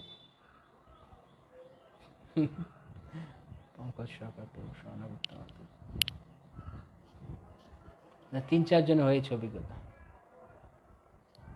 গলায় ঝুলিয়ে রাখতে হবে যে আমি ব্যর্থ, আমাকে ব্যর্থতায় পড়ে, আমি যা কিছু করবো আমার ব্যর্থতায় পর্যবেসিত হবে। হ্যাঁ, এখন অনেকে বলছেন আমার জীবনে প্রমাণিত, আমারও হয়েছে। হবে না মানে? ভাগবত বলছে হবে না কেন? যে চুপ করে থাকে সে ফাঁকিবাজ। আসলে তার হয়েছে, দুঃখ সেও পেয়েছে, প্রতিনিয়ত হচ্ছে। অক্ষর ব্রহ্ম দাস প্রভু বলছেন, হ্যাঁ, প্রতিনিয়ত হচ্ছে, প্রতিদিন। কারণ শ্রী চৈতন্য ভাগবতে বলা আছে, মায়ার নফর হইয়া চিরদিন বলে। আমরা যে আসলে কারো না কারো দাসত্ব করছি, আমি মনে করছি আমি তাকে ভালোবাসছি বা সে আমাকে ভালোবাসছে, কিন্তু এই ভালোবাসা, তথাকথিত এই ভালোবাসা কেবল আমাকে দাসত্ব করাচ্ছে। কারণ আমি কতটা দাস হয়ে গেছি যে তাকে চিন্তা না করে, আমার আপনজন কেউ তাকে চিন্তা না করে তার কাছে না গেলে, তাকে ভালো না বাসলে আমি ভালো থাকতে পারছি না। তাহলে আমি কি আসলে ভালোবাসছি না আমি দাসত্ব করছি? আমি দাস হয়ে গেছি। তাই যে কথাটা দিয়ে প্রথমে আমরা শুরু করছিলাম, যে কাউকে ভালোবেসে আমি মনে করছি আমি সুখী হচ্ছি, কিন্তু আসলে কাউকে ভালোবাসা আমাকে পরিণামে দুঃখ দান করছে। কারণ আমি তাকে ভালো না বাসলে আমি কষ্ট পাচ্ছি, বা সে আমার থেকে দূরে থাকলে আমি কষ্ট পাচ্ছি, সে আমাকে দুটো কথা বললে আমি কষ্ট পাচ্ছি। তাহলে যেখানে আমি ভালোবাসা দেখাচ্ছি, আসলে সেখানে আমার দুঃখের জায়গা। এবং এই কথাটা খুব চমৎকারভাবে নারদ মুনি চিত্রকেতুকে বুঝিয়েছেন, যে তুমি মনে করছো তোমার পুত্র তোমার আপন, তোমার পুত্র তোমার 1 নম্বর শত্রু। এই জগতের যে সবচেয়ে বড় আপন, সে সবচেয়ে বড় শত্রু। আমি যাকে সবচেয়ে বড় আপন বলে ভাবছি, সে সবচেয়ে বড় শত্রু হবে। কেননা সবচেয়ে আপন মানুষ যখন আমাকে দুঃখ দান করবে তখন সে সবচেয়ে বড় শত্রুর কাজ করবে। কারণ আমি কারো কাছ থেকে এক্সপেক্ট করতে পারিনি যে সে আমাকে দুঃখ দান করবে, সে আমাকে দুঃখ দান করছে, তাহলে আমি সে আমার শত্রু। তাই চিত্রকেতু মনে করেছিল আমি অনেক কিছু পেয়ে গেছি, আমি পুত্র পেয়ে গেছি, কিন্তু নারদ বলছে তুমি শত্রুকে পেয়েছো, সে পূর্বজন্মে তোমার শত্রু ছিল, তোমাকে দুঃখ দান করতে আসে, আমি পুত্ররূপে এসেছি চরম দুঃখ দান করতে। তাই আপন কাকে বলবো আমরা এই জগতে, কাকে বলবো আপন? কষ্ট লাগছে আপনাদের এই কথাগুলো, হৃদয়ে দুঃখ লাগছে? লাগছে হয়তো অনেকে, চুপচাপ সবাই ভাবছি কি বলছে, কিন্তু ভাগবত এই কথা বলছে। আমি হয়তো হাসতে হাসতে উপস্থাপন করছি, কিন্তু তার নির্মম সত্য এই জগতের। যদি আমরা আমাদের জীবনে এটিকে না গ্রহণ করি তাহলে আমাকে দুঃখ পেতে হবে। কি হবে? কিছুই হবে না। আমরা আমাদের কপাল পুরব, আমাদের কি লাভ? মানে আমাদের কি আর হবে? নিজের কপাল নিজেই পুরব। আর কি, সাধুরা সারা জীবন চেঁচিয়ে যাবে, চিৎকার করে যাবে, আর সাধুদের কথা আমরা শুনবো না, ভাগবত কথা আমরা শুনবো না। সাধুরা সাধুর মতো চিৎকার করুক, কি আছে, ওর কথার কি দাম আছে? আমি আমার মতো সুখে থাকবো, থাকো সুখে, থাকছিও আমি সুখে। প্রতিনিয়ত মায়ার লাথি খাচ্ছি, প্রতিনিয়ত লাথি খাচ্ছি, দিন ঘুম থেকে উঠে চোখ খোলা থেকে শুরু করে চোখ বন্ধ করা পর্যন্ত শুধু লাথি খাচ্ছি, লাথি খাচ্ছি, লাথি খাচ্ছি, লাথিই খাচ্ছি। তো তারপরেও সাধুরা বলছেও যে তুমি লাথি খাচ্ছ, কৃষ্ণকে ভালোবাসো। পারছি না তো। তা পারবে কেন? লাথি খেতে পারবে, আমি লাথি খেতে পারছি, কিন্তু আমি কৃষ্ণকে ভালোবাসতে পারছি না। সবাইকে ভালোবাসতে পারি, সব কিছুকে ভালোবাসতে পারি, শুধু কৃষ্ণকে ভালোবাসতে পারি না। কৃষ্ণকে ভালোবাসার ক্ষেত্রে আমার যত আপত্তি, না বুঝি কিন্তু পারি না। যে বোঝে সে পায় না, সে কি? যে বোঝে সে আসলে বোঝেইনি কিছু, কচু। সে কচু বুঝেছে, যে বোঝে সে, যে রিয়ালাইজ করেছে সে অবশ্যই তা করে। যে একবার কোথাও থেকে থাপ্পড় খেয়েছে সে আর থাপ্পড় খেতে চায় না। সেই কাহিনী মনে পড়ছে, 4 আনার কানমলা, শুনেছেন হয়তো আপনারা। একদিন আমি ক্লাসে বলছিলাম, অনেকদিন আগে, প্রায় 2-3 মাস আগে, আবার বলছি। সেই মেলা বসেছে, এবার মেলায় অনেক স্টল বসে। সেই মেলায় একটা স্টল, বিভিন্ন খাওয়ার স্টল, মুড়ি মুরকি, গজা খাজা, অনেক মিষ্টি, অনেক। এক জায়গায় hello hello hello hello hello hello, এখানে 4 আনায় কানমলা খাওয়া যাচ্ছে, এখানে 4 আনায় কানমলা পাওয়া যায়। অনেকদিন আগের কথা, তখন 4 আনার অনেক দাম। এবার সে এখন 4 আনায় সে ভাবছে মাত্র 4 আনা দিয়ে কানমলা খাওয়া যায়, খুব ভালো জিনিস। তো গিয়ে দেখছে ওখানে সবাই অ্যানাউন্স করছে যে ওরা দিয়ে যাচ্ছে বিরাট বড় লাইন। হ্যাঁ, বিরাট বড় লাইন, লম্বা লাইন। কেন? মাত্র 4 আনা দিয়ে কানমলা খাওয়া যাচ্ছে। নিশ্চয়ই এটা খুব টেস্টি আইটেম হবে, দামও কম। লাইন লেগে গেছেন, সেও ওখানে গিয়ে দাঁড়িয়ে গেছে। লোক বিরাট লম্বা লাইন লেগে। এবার একটার পর একজন লোক, ওর খাওয়ার নিয়ম হচ্ছে একটা তাঁবুর মতো আছে, যার একটা এন্ট্রি ডোর আছে, একটা এক্সিট ডোর আছে ওই পাশে। একদিক দিয়ে ঢুকছে, আর দিয়ে বেরোচ্ছে। একজন করে যাবে, 4 আনা দিবে, খাবে, খেয়ে সে বেরিয়ে আসবে। একজন করে, সবাই একবারে পারবে না। তো এখন একজন লোক প্রথমে যে ঢুকছে, সে ঢুকে গেছে, গিয়ে বলছে দাও 4 আনা দাও। মানে 4 আনা বাইরে পেমেন্ট করতে হবে, ভিতরে যাও, ভিতরে গিয়ে খাও। 4 আনা দিয়েছে, ভেতরে গেছে, ভেতরে গিয়েছে, গিয়ে এখন সে গেছে, গিয়ে তো ওকে দেখেছে, ওকে কানটা ভালো করে মুলে দিয়েছে, আচ্ছা মতো কানটা মুলে দিয়েছে, এমন জোরে দিয়েছে, ও ও খুব ব্যথা পেয়েছে।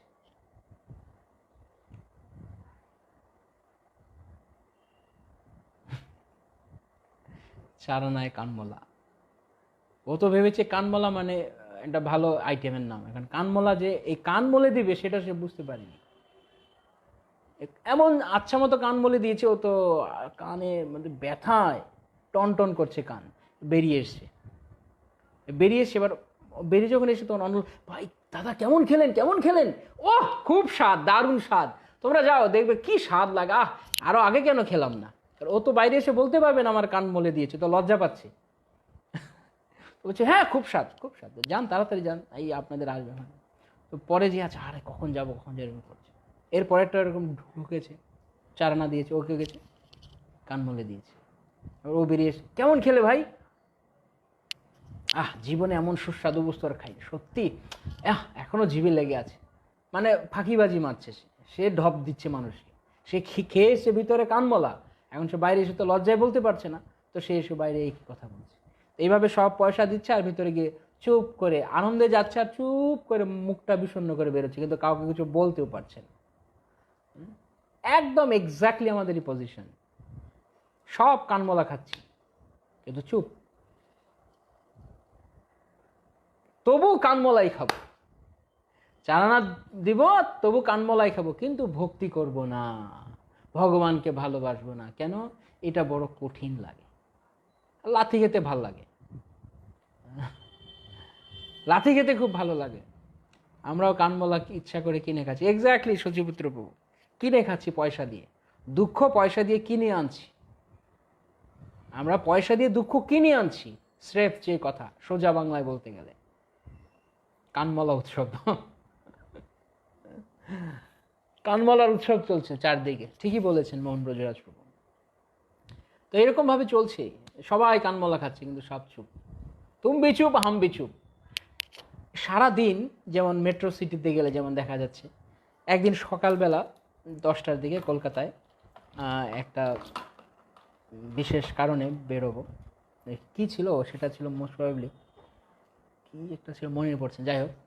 তো একটা বড় রাস্তা, তো সেখানে উত্তর কলকাতায় 10টা বেজে গেছে, 9টা বেজে গেছে বা 10টা বেজে, হাজার হাজার লোক, হাজারে হাজারে লোক, লক্ষ লক্ষ লোক ছুটছে, পাগলের মতো ছুটছে, পাগলের মতো। এই বাস ধরছে, এই অটো ধরছে, নয় এই এটা করছে, নয় ওটা করছে, হ্যাঁ ছুটছে লোক, শুধু ছুটছে। কোথায় ছুটছে? কিন্তু সবাই কানমলা খাচ্ছে, কিন্তু সব চুপ, সব চুপ। সংসারের জ্বলায় যন্ত্রণায় সবাই ক্লিষ্ট, কিন্তু সবাই চুপ করে আছে। সবাই এমন বোঝাচ্ছে, কোট স্যুট প্যান্ট টাই পরে নিজেকে খুব সুন্দর বোঝাচ্ছে, আমি সুখী আছি। আসলে কি সুখী আছে? আসলে কি সুখী আছে? কিন্তু দেখাচ্ছে, উপর দিয়ে ফিটবাবু সেজে সবাইকে আমরা দেখাচ্ছি আমরা সুখী আছি। প্রশ্নই আসে না। কি যদি বলে কেমন আছেন, ভালো আছি, কচু ভালো আছে, সে কিচ্ছু ভালো নেই, সে কোনোভাবেই ভালো নেই, প্রশ্নই আসে না ভালো থাকার। শিল প্রভুপাদ তার বৃন্দাবন ভজনে বলছেন, চিররোগী শয্যায় শুইয়া হাসিয়া হাসিয়া কহে ভালো আছি ভায়া। সে ভালো আছে, হসপিটালের বেডে শুয়ে আছে, তার দুটো ঠ্যাং হয়তো কেটে দিয়েছে, কোনো একটা কিছু সমস্যা হয়েছে, তার পা দুটো কেটে দিয়েছে, সে চিৎপটাং হয়ে পড়ে আছে। কেমন আছো? ভালো আছি। দুটো পা নেই, বলছে আমি ভালো আছি। এই হচ্ছে আমাদের অবস্থা। যাকে জিজ্ঞেস করবেন সে বলে আমি ভালো আছি। চিররোগী শয্যায় শুইয়া হাসিয়া হাসিয়া ভালো আছি ভাইয়া, ভালো আছি। সবাই ভালো আছে এখানে, সবাই চুপ, সবাই চুপ, সবাই চুপ।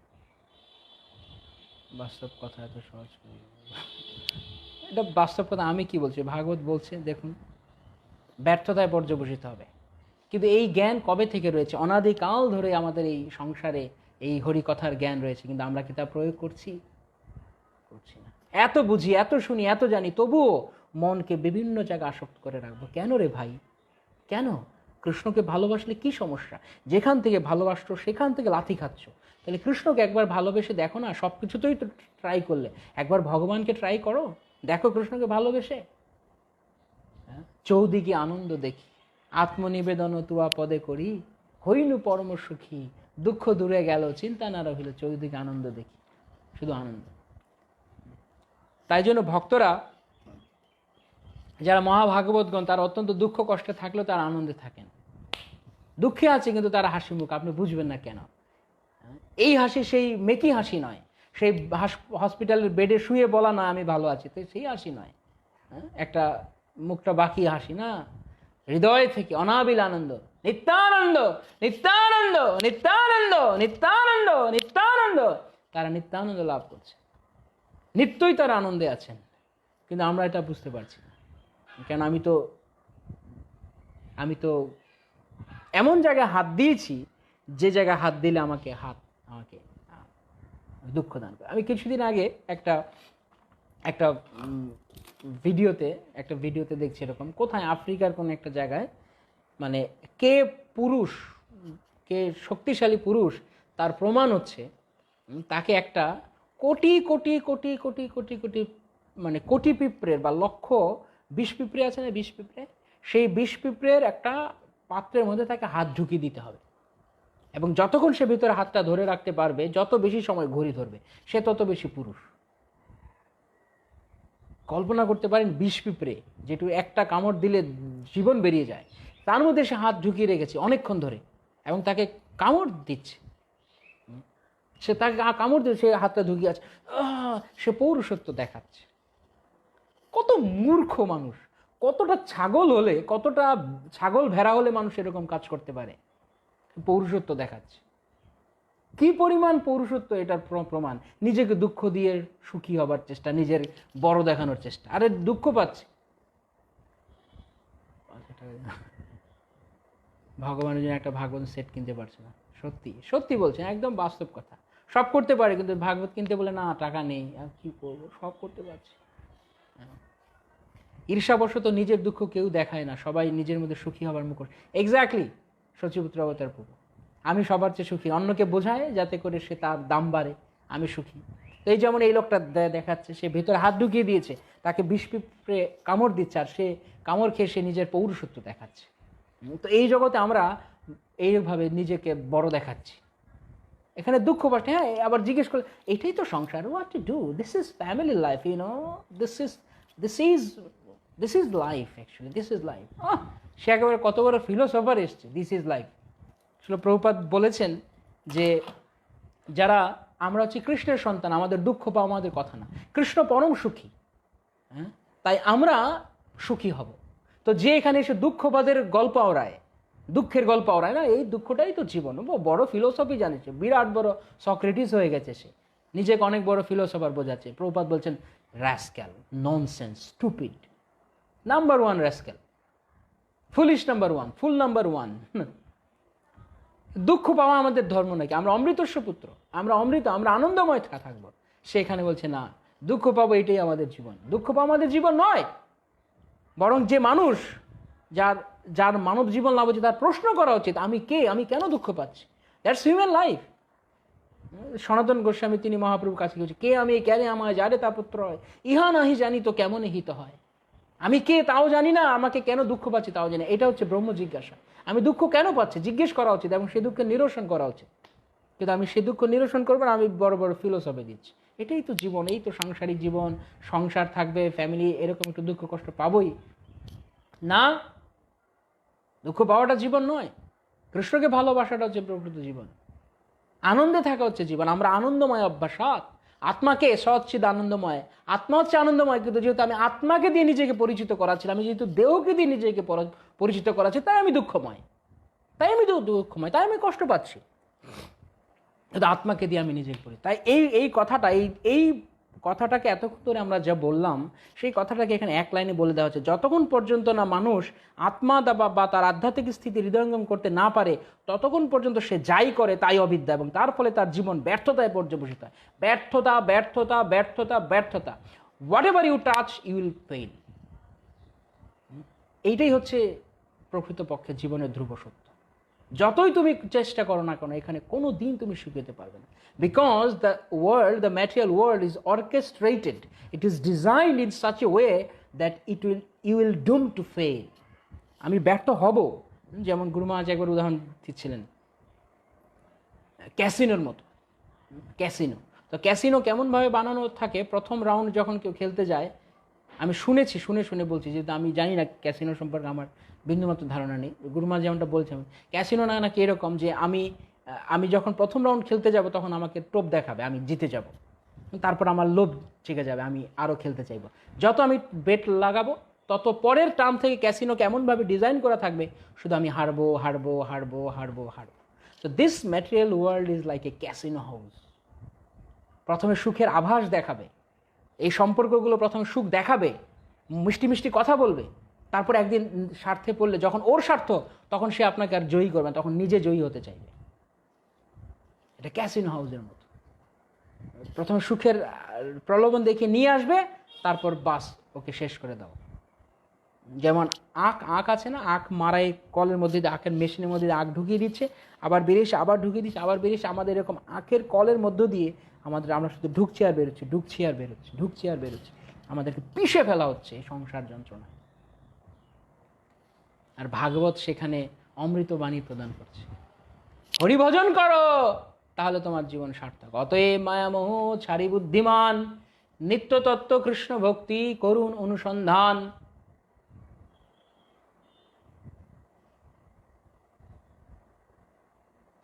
আমি যদি আগুনে হাত দেই, আগুন কি আমাকে ঠান্ডা লাগাবে? জেনে শুনে যদি আগুনে হাত দেই, আগুন আমাকে পোড়াবে। জেনেই শুনেই দিই আর না শুনে আগুন আমাকে পোড়া। আগুনের ধর্ম পোড়ানো। তাই জন্য প্রেমানন্দ বলছেন নাকি লোচন দাস ঠাকুর, আগুন শীতল বলিয়া আগুন পোহাইলি মন, পাইলি বজ্র তাপ, পাইলি বজ্র তাপ। শীতল বলিয়া আগুন পোহালি মন, পাইলি বজ্র তাপ। কিভাবে হবে? যাকে শীতল ভেবে ধরছি সে আসলে আগুন। আখ বলিয়া ইক্ষুদণ্ড ভাবিয়া কাঠ চুষিলি মন, কেমনে পাইবে মিঠ?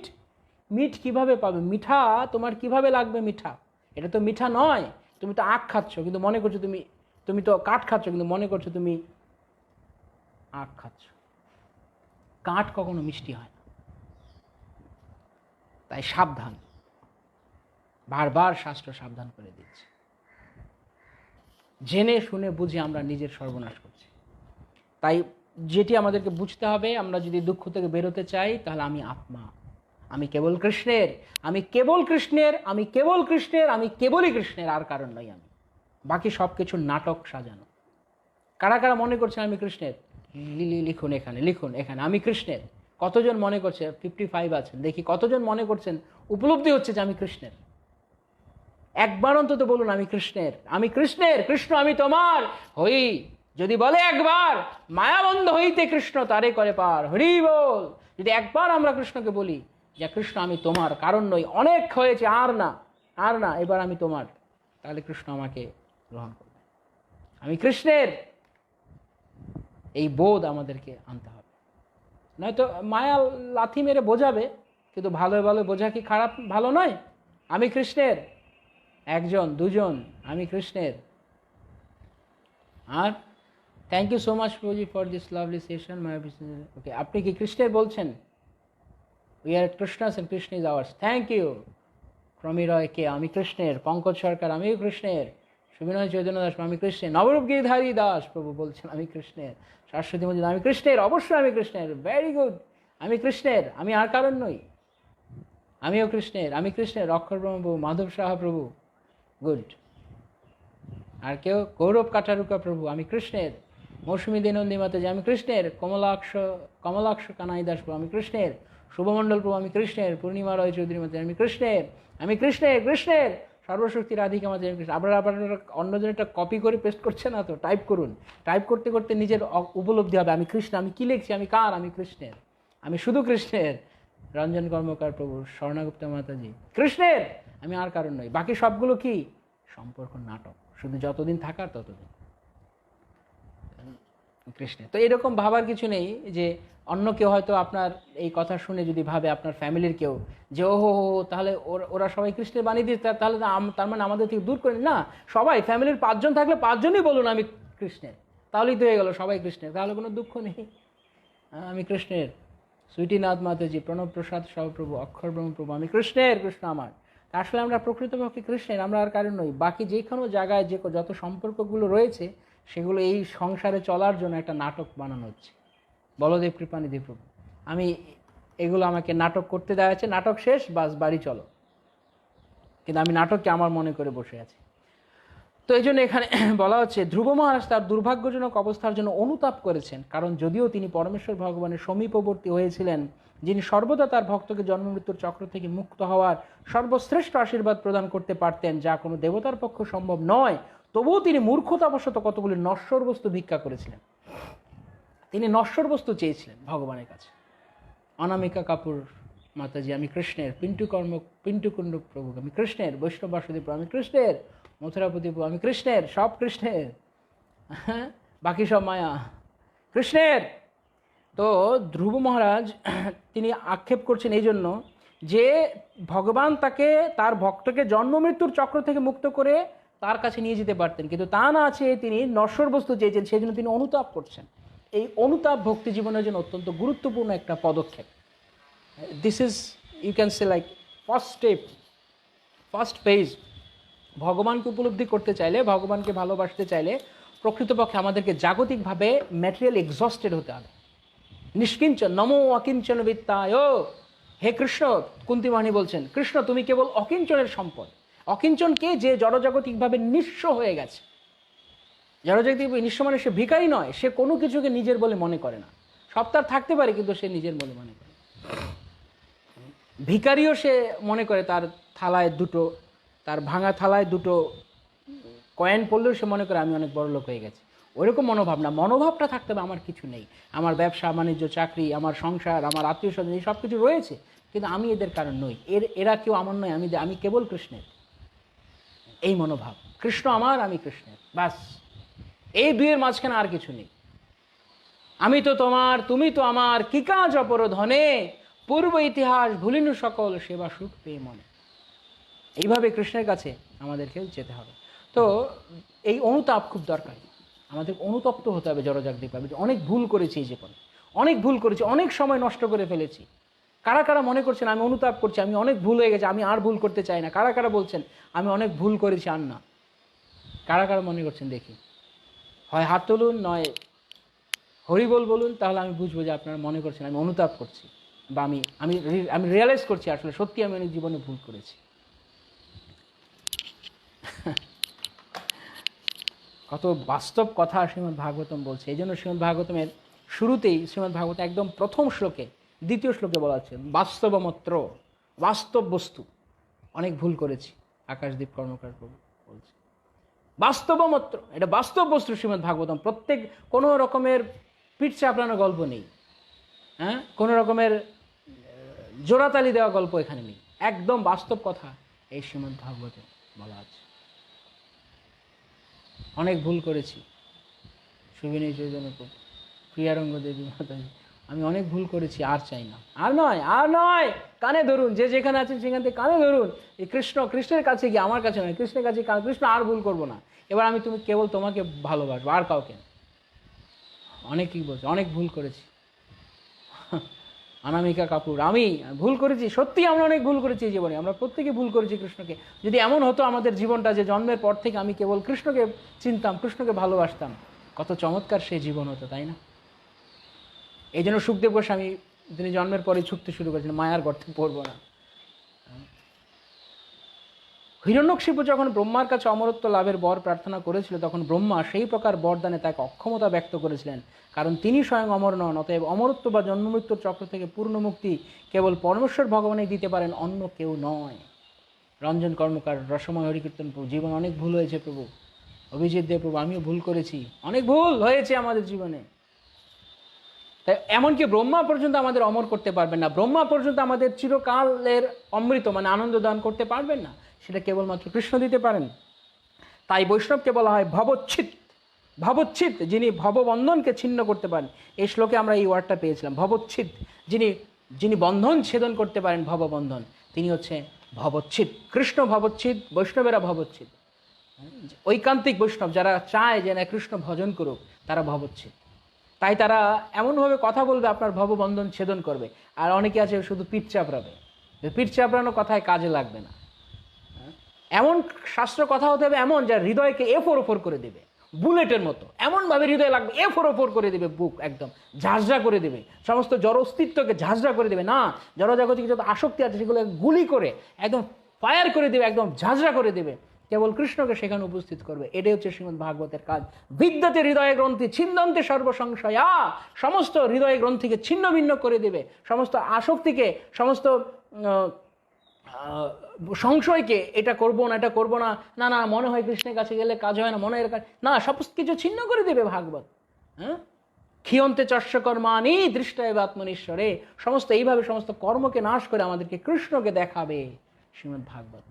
শ্রীমদ্ ভাগবত এই জন্য এরকম পদক্ষেপ, এই রোল শ্রীমদ্ ভাগবত নিয়েছেন। সেই জন্য অমূল পুরাণ বলা হচ্ছে শ্রীমদ্ ভাগবতে, কোনো পিঠ চাপড়ানো গল্প নেই।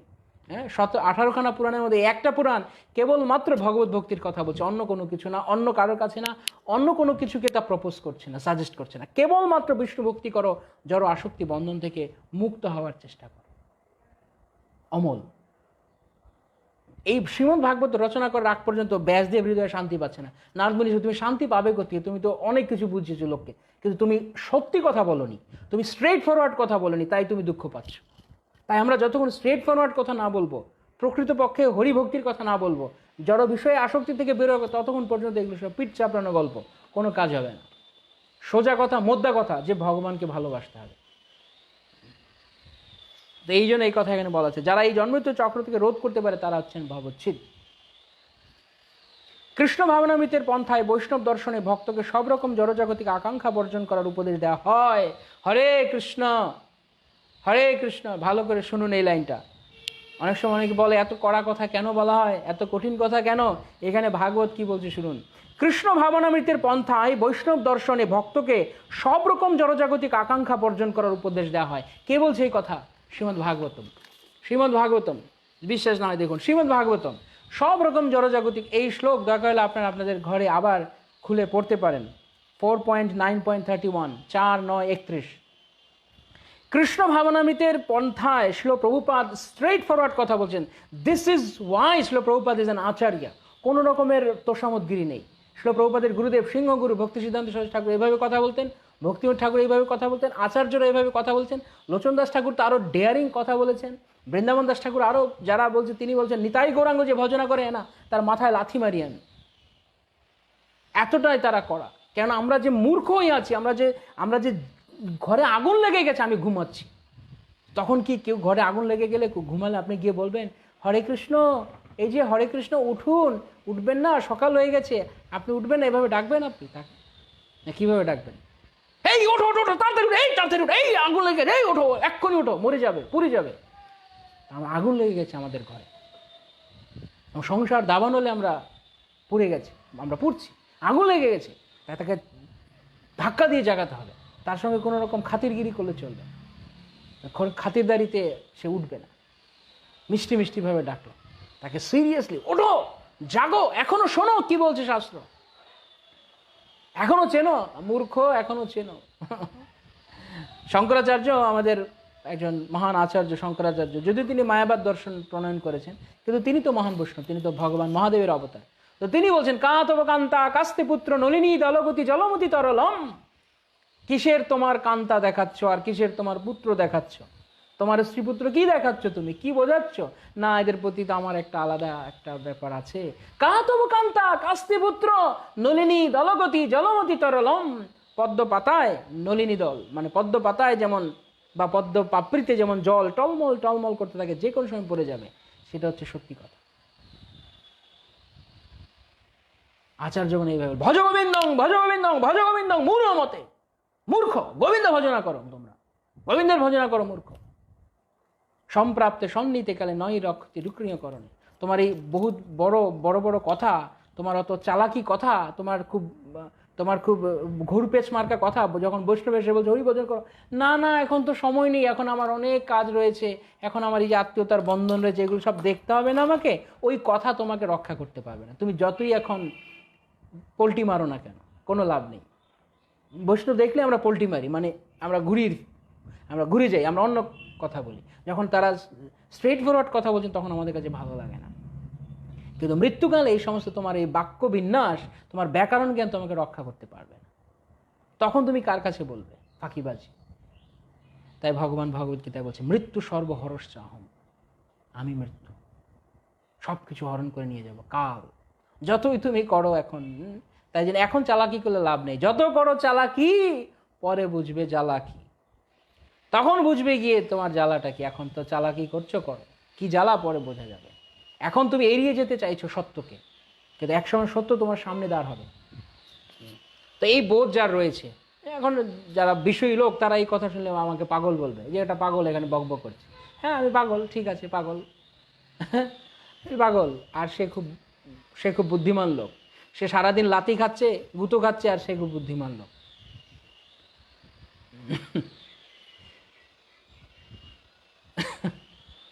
পাগলের কারখানা, সারাটা পৃথিবী পাগলের কারখানা। আর সেই পাগলের কারখানায় পাগল ভক্তদের দেখলে বলে ভক্তরা নাকি পাগল, মাথা খারাপ ভক্ত, এই জন্য এই সমস্ত উল্টোপাল্টা কথা বলে। বাস্তবতা দেখে কিন্তু খরগোশের মতো চোখ বন্ধ করে রাখে। আর খুব বাস্তবতা তারা দেখায়, খুব বোঝায়। কৃষ্ণ ভাবনামৃতের পন্থায় বৈষ্ণব দর্শনে ভক্তকে সব রকম জড়জাগতিক আকাঙ্ক্ষা বর্জন করার উপদেশ দেওয়া হয়। হ্যাঁ, কিছুদিন আগে কে একজন ভক্ত প্রশ্ন করছিলেন, মনে হয় ক্লাসে, মনে পড়ছে না, যে জড়জাগতিক বাসনা আমরা বর্জন করব কিনা, বা গুরু মহারাজ বলছেন ডকটেইল করতে। তো এখানে প্রভুপাদ সেই কথাই বলছেন। প্রভুপাদের তাৎপর্য ক্লিয়ার কিনা, প্রভুপাদ এই কথা বলছেন কিনা যে কৃষ্ণ ভাবনামৃতের পন্থায় বৈষ্ণব দর্শনে ভক্তকে সব রকমের জড়জাগতিক আকাঙ্ক্ষা বর্জন করার উপদেশ দেওয়া হয়। আকাঙ্ক্ষা থাকলে তা কৃষ্ণময় করুন, আদারওয়াইজ বর্জন করুন পুরোপুরি।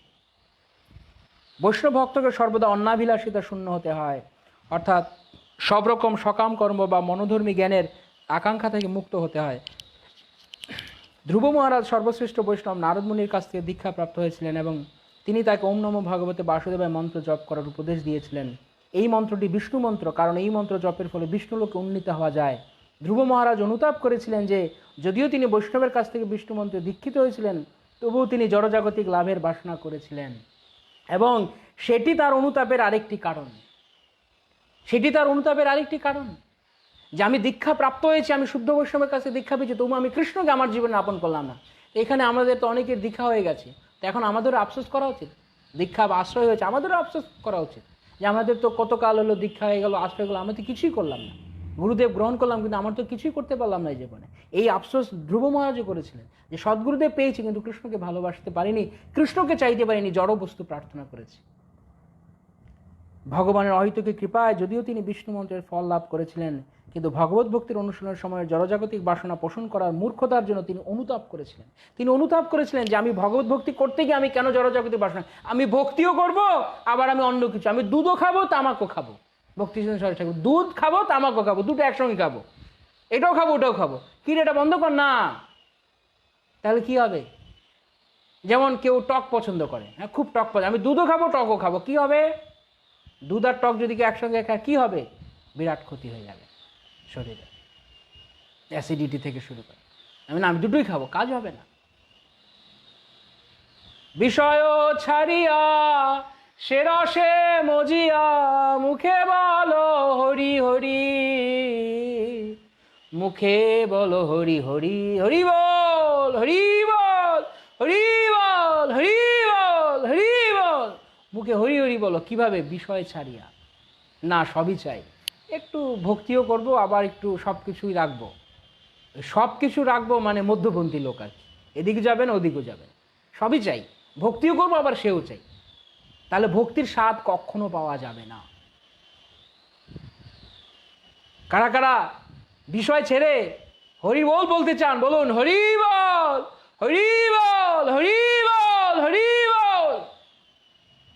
বিষয় ছাড়িয়া সে রসে মজিয়া, তাহলে আনন্দ পাবেন ভক্তিতে। হ্যাঁ, শত দুঃখের মধ্যেও আপনি দেখবেন হাসছেন। কিরে এই কি ব্যাপার, এই যেমন এই যে বিভিন্ন অ্যাড দেখা না, তোমার এই সৌন্দর্যে, তোমার এই রূপের কি রহস্য? ঘোড়ার ডিম রহস্য। ও তো মেকআপ মারে বা ক্রিম মারে সেই জন্য।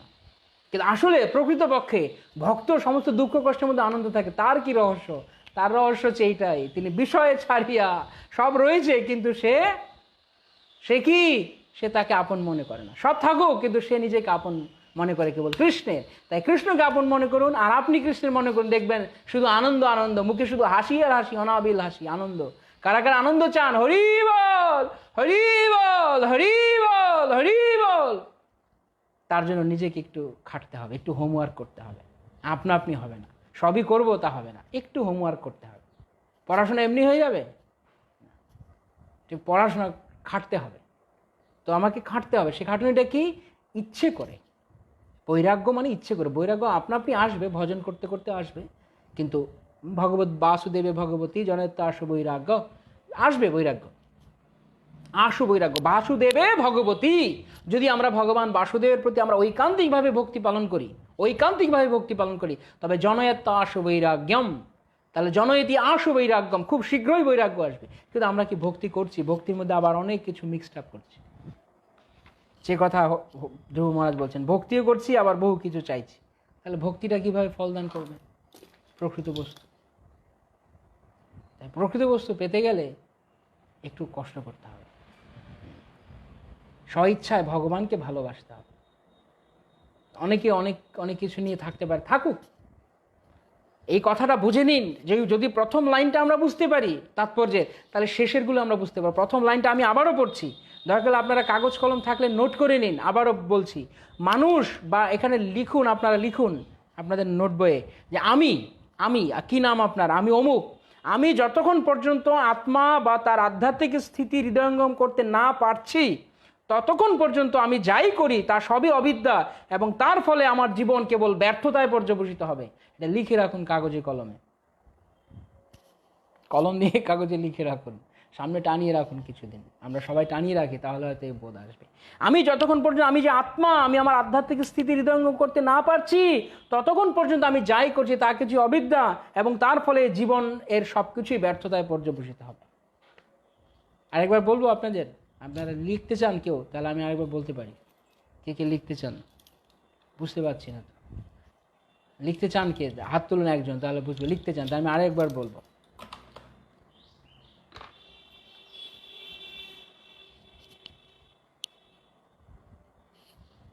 যদি আমরা এই কথাটা উপলব্ধি করতে পারি, তখন গিয়ে না আমার বাসুদেবে ভগবতী, আমার ভগবত ভক্তি করার ঐকান্তিক বাসনা জন্মাবে। যদি আমি এই কথাটা বুঝতে পারি যে আমি যা করছি তা ভুল, আমি আমি আমি গোড়া থেকেই ভুল করছি, গোড়া থেকে আমি ভুল করছি। হ্যাঁ, প্রকৃত ভক্তি করা বলতে কি বোঝায়? বাস্তব উদাহরণ দিয়ে একটু বুঝিয়ে দিন। প্রকৃত ভক্তি মানে যে কায়, মন এবং বাক্যে কৃষ্ণকে ভালোবাসে। বাক্য দ্বারা কৃষ্ণ কথা বলে, আর কিছু বলে না। মন দ্বারা কৃষ্ণ স্মরণ করে এবং দেহ দ্বারা কৃষ্ণের সেবা করে, সেটা হচ্ছে প্রকৃত ভক্তি, উত্তমা ভক্তি। উত্তমা ভক্তির হচ্ছে এই লক্ষণ কি? অন্যাভিলাষিতা শূন্যম, কৃষ্ণকে প্রীত করা ছাড়া দ্বিতীয় কোনো অভিলাষ নেই। বাস্তব উদাহরণ এখন আমি কি বলবো? বাস্তব উদাহরণ তো সামনে একটা কিছু পড়লে বোঝানো যেত। বাস্তব উদাহরণ, যেমন আমি কৃষ্ণকে ভালোবাসি, হ্যাঁ, আমি মনে করছি আমি ভক্তি করছি, কিন্তু যখন যখন আমার পরীক্ষা আসছে আমার জীবনে যে আমাকে কৃষ্ণ সম্পর্কিত, কৃষ্ণ অনুকূল করে সিদ্ধান্ত নিতে হবে, না আমি মানে কৃষ্ণকে ভুলে যাই এরকম সিদ্ধান্ত নিয়ে নেব, এটা একটা উদাহরণ হতে পারে। হ্যাঁ, তখন আমি বাস্তবে আমি প্রকৃত পক্ষে আমি ভক্তি করছি, কারণ আমি কৃষ্ণ অনুকূল করে আমি সিদ্ধান্ত গ্রহণ করছি। বোঝা যাচ্ছে সরস্বতী মাতাজি? এরকম আরও উদাহরণ হতে পারে, একটা এই মুহূর্তে মানে মনে পড়ছে। কৃষ্ণ অনুকূল করে কৃষ্ণকে ভালোবাসতে পারবো, কৃষ্ণের দিকে যেতে পারবো, এইরকমভাবে জীবনে সিদ্ধান্ত গ্রহণ করতে হবে। অথবা ভগবদ্ভক্তি করছি, তখন এসে কেউ এসে খুব একটা জড়জাগতিক সম্পর্ক, আপনজন কেউ এসে আমাকে আবার তার প্রতি ভালোবাসা করিয়ে দিল, মানে আমার মনটা তার দিয়ে চলে গেল। না, প্রকৃত ভক্তি হলে কৃষ্ণকে ভালো লাগবে, অন্য কিছু ভালো লাগবে না। ভক্তি পরেশ অনুভব বিরক্তির অন্যত্র চষ। যদি প্রকৃত ভক্তি হয়, আপনি তা বুঝতে পারবেন যে কৃষ্ণ সম্পর্কিত বিষয় ছাড়া অন্য বস্তু তার বিরক্তি লাগে। শ্রীমদ্ ভাগবতমে 11 স্কন্ধে বলা আছে, ভক্তি পরেশ অনুভব, যদি ভগবানকে অনুভব হবে, ভক্তি হবে তো ভগবানকে অনুভব হলে বিরক্তির অন্যত্র চষ, তখন অন্য কিছুতে বিরক্তি লাগবে। ইজ দ্যাট ক্লিয়ার সরস্বতী মাতাজি? কিছুটা অন্তত ওকে। অনেকেই বলছেন আরেকবার বলতে পয়েন্টটা, ঠিক আছে আমি বলছি আরেকবার, আপনারা লিখুন। আমি কি ভাগবতের লাইনটা বলবো না আপনাদের মতো? আচ্ছা, আমি আমার মতো ভাগবতেরটাই পড়ছি, আপনারা আপনাদের চাইলে নিজেদের মতো করে নিজের ভাষায় সেটাকে লিখতে পারেন, মানে নিজের নাম দিয়ে। মানুষ যতক্ষণ পর্যন্ত আত্মা বা তার আধ্যাত্মিক স্থিতি হৃদয়ঙ্গম করতে না পারে, আমি চাইলে লিখতে পারি আমি, যেমন আমি মণিগোপাল দাস, আমি যতক্ষণ পর্যন্ত আত্মা বা আমার আধ্যাত্মিক স্থিতি হৃদয়ঙ্গম করতে না পারছি, ততক্ষণ পর্যন্ত আমি যাই করি তা সবই অবিদ্যা। এখানে আছে ততক্ষণ পর্যন্ত সে যাই করে তা সবই অবিদ্যা, এবং তার ফলে তার জীবন ব্যর্থতায় পর্যবসিত হয়, এবং তার ফলে তার জীবন ব্যর্থতায় পর্যবসিত হয়। ততক্ষণ পর্যন্ত সে যা করে তাই অবিদ্যা, এবং তার জীবন ব্যর্থতায় পর্যবসিত হয়। শোনা গেছে? আরও একবার বলছি, যতক্ষণ পর্যন্ত যতক্ষণ পর্যন্ত আত্মা বা তার আধ্যাত্মিক স্থিতি হৃদয়ঙ্গম করতে না পারে, ততক্ষণ পর্যন্ত সে যাই করে তা সবই অবিদ্যা, এবং তার ফলে তার জীবন ব্যর্থতায় পর্যবসিত হয়। ওকে, তো যখন আমরা এই কথাটা বুঝতে পারবো, তখন আমরা আমাদের আত্মা চেতনায় চলে আসি। তখন দেখবো কিনা আত্মার সঙ্গে, অর্থাৎ ভগবানের সঙ্গে সম্পর্কিত কিছুই তখন আমরা গুরুত্ব দেব, অন্য কিছু কেনা। কিন্তু যতক্ষণ পর্যন্ত এই স্তরে আমরা না যাব, ততক্ষণ পর্যন্ত আমরা অন্য কিছু চাইতে থাকবো, অন্য কিছু পিছনে লালায়িত হবো, এবং তখন আমাদেরকে দুঃখ পেতে হবে, এবং সেই দুঃখ আমাদেরকে চরমে কি করবে? কিন্তু ভগবত ভক্তি অনুশীলনের সময় জড়জাগতিক বাসনা পোষণ করার মূর্খতার জন্য তিনি অনুতাপ করেছিলেন। কে? ধ্রুব মহারাজ। তিনি অনুতাপ করেছিলেন। পক্ষান্তরে আমরা সকলে যারা কৃষ্ণ ভাবনায় ভগবত ভক্তিতে যুক্ত হয়েছি তাদের কর্তব্য হচ্ছে সম্পূর্ণরূপে সমস্ত জড়জাগতিক কামনা বাসনা থেকে মুক্ত হওয়া। হরে কৃষ্ণ। আরও একবার, আমরা সকলে যারা কৃষ্ণ ভাবনাময় ভগবত ভক্তিতে যুক্ত হয়েছি তাদের কর্তব্য হচ্ছে সম্পূর্ণরূপে সমস্ত জড়জাগতিক কামনা বাসনা থেকে মুক্ত হওয়া। তা না হলে আমাদের ধ্রুব মহারাজের মতো অনুতাপ করতে হবে আমাদেরকে। মানুষ যতক্ষণ পর্যন্ত আমি যে আত্মা তার আধ্যাত্মিক স্থিতি হৃদয়ন করতে না পারছে ততক্ষণ পর্যন্ত সে যাই করে, তারপরে কি কি ততক্ষণ সে যাই করে তার সবই অবিদ্যা, এবং তার ফলে তার জীবন ব্যর্থতায় পর্যবসিত হয়। হৃদয়ানন্দ গৌরহরিত। ততক্ষণ পর্যন্ত সে যাই করে তাই অবিদ্যা এবং তার জীবন ব্যর্থতায় পর্যবসিত। তাহলে কারা কারা আমরা ব্যর্থ হতে চাই জীবনে? কেউ চাই না, সবাই জীবনে সফল হতে চাই। সফল হওয়ার সূত্র কি? তাই বলা হচ্ছে কৃষ্ণ ভাবনাময় ভগবত ভক্তিতে যুক্ত হয়েছি। পক্ষান্তরে আমরা সকলে যারা কৃষ্ণ ভাবনাময় ভগবত ভক্তিতে যুক্ত হয়েছি তাদের কর্তব্য যে সম্পূর্ণরূপে সমস্ত জড়জাগতিক কামনা বাসনা থেকে মুক্ত হওয়া। তা না হলে আমাদের ধ্রুব মহারাজ তো অনুতাপ করতে হবে। আমাকে কি করতে হবে? অনুতাপ করতে হবে, কপাল চাপড়াতে হবে।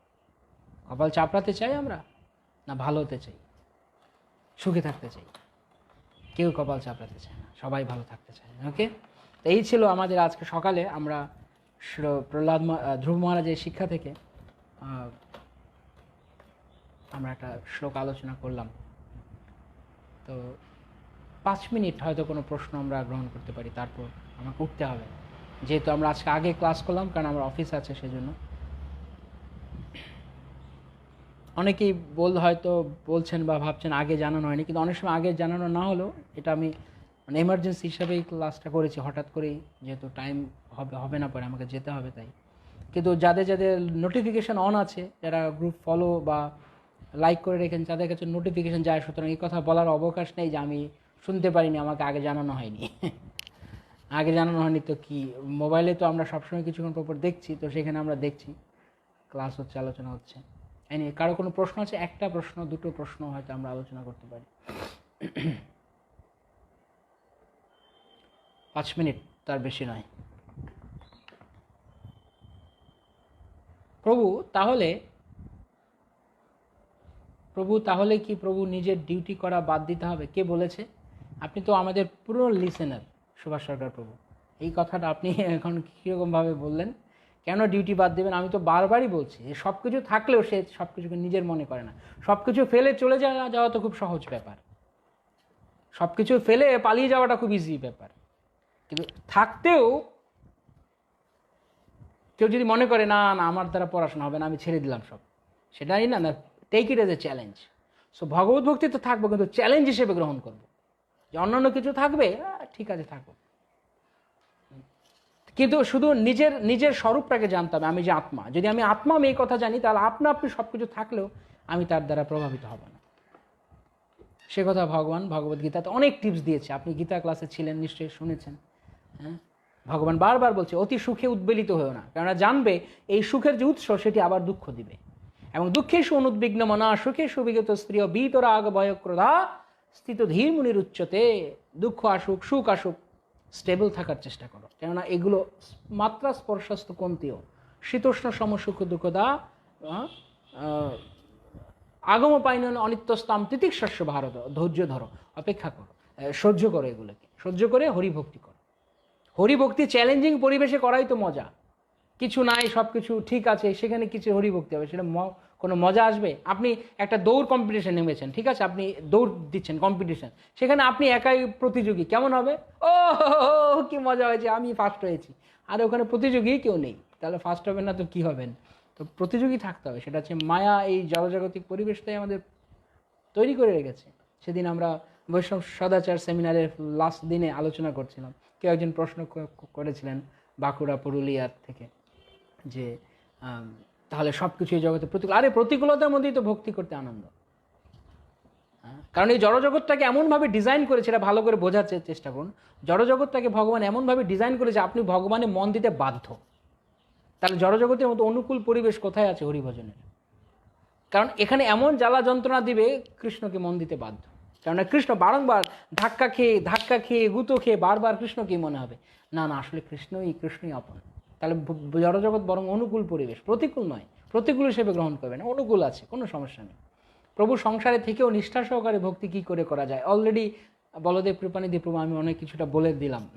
সংসারে থেকেও নিষ্ঠা সহকারে, কারণ সংসার আপনাকে সুখী করছে না, আপনাকে সুখী করছে না মানে যে সংসার থেকে সুখ অনুভব করে সে আসলে বুদ্ধিমান নয়, এটা অনিত্য সংসার।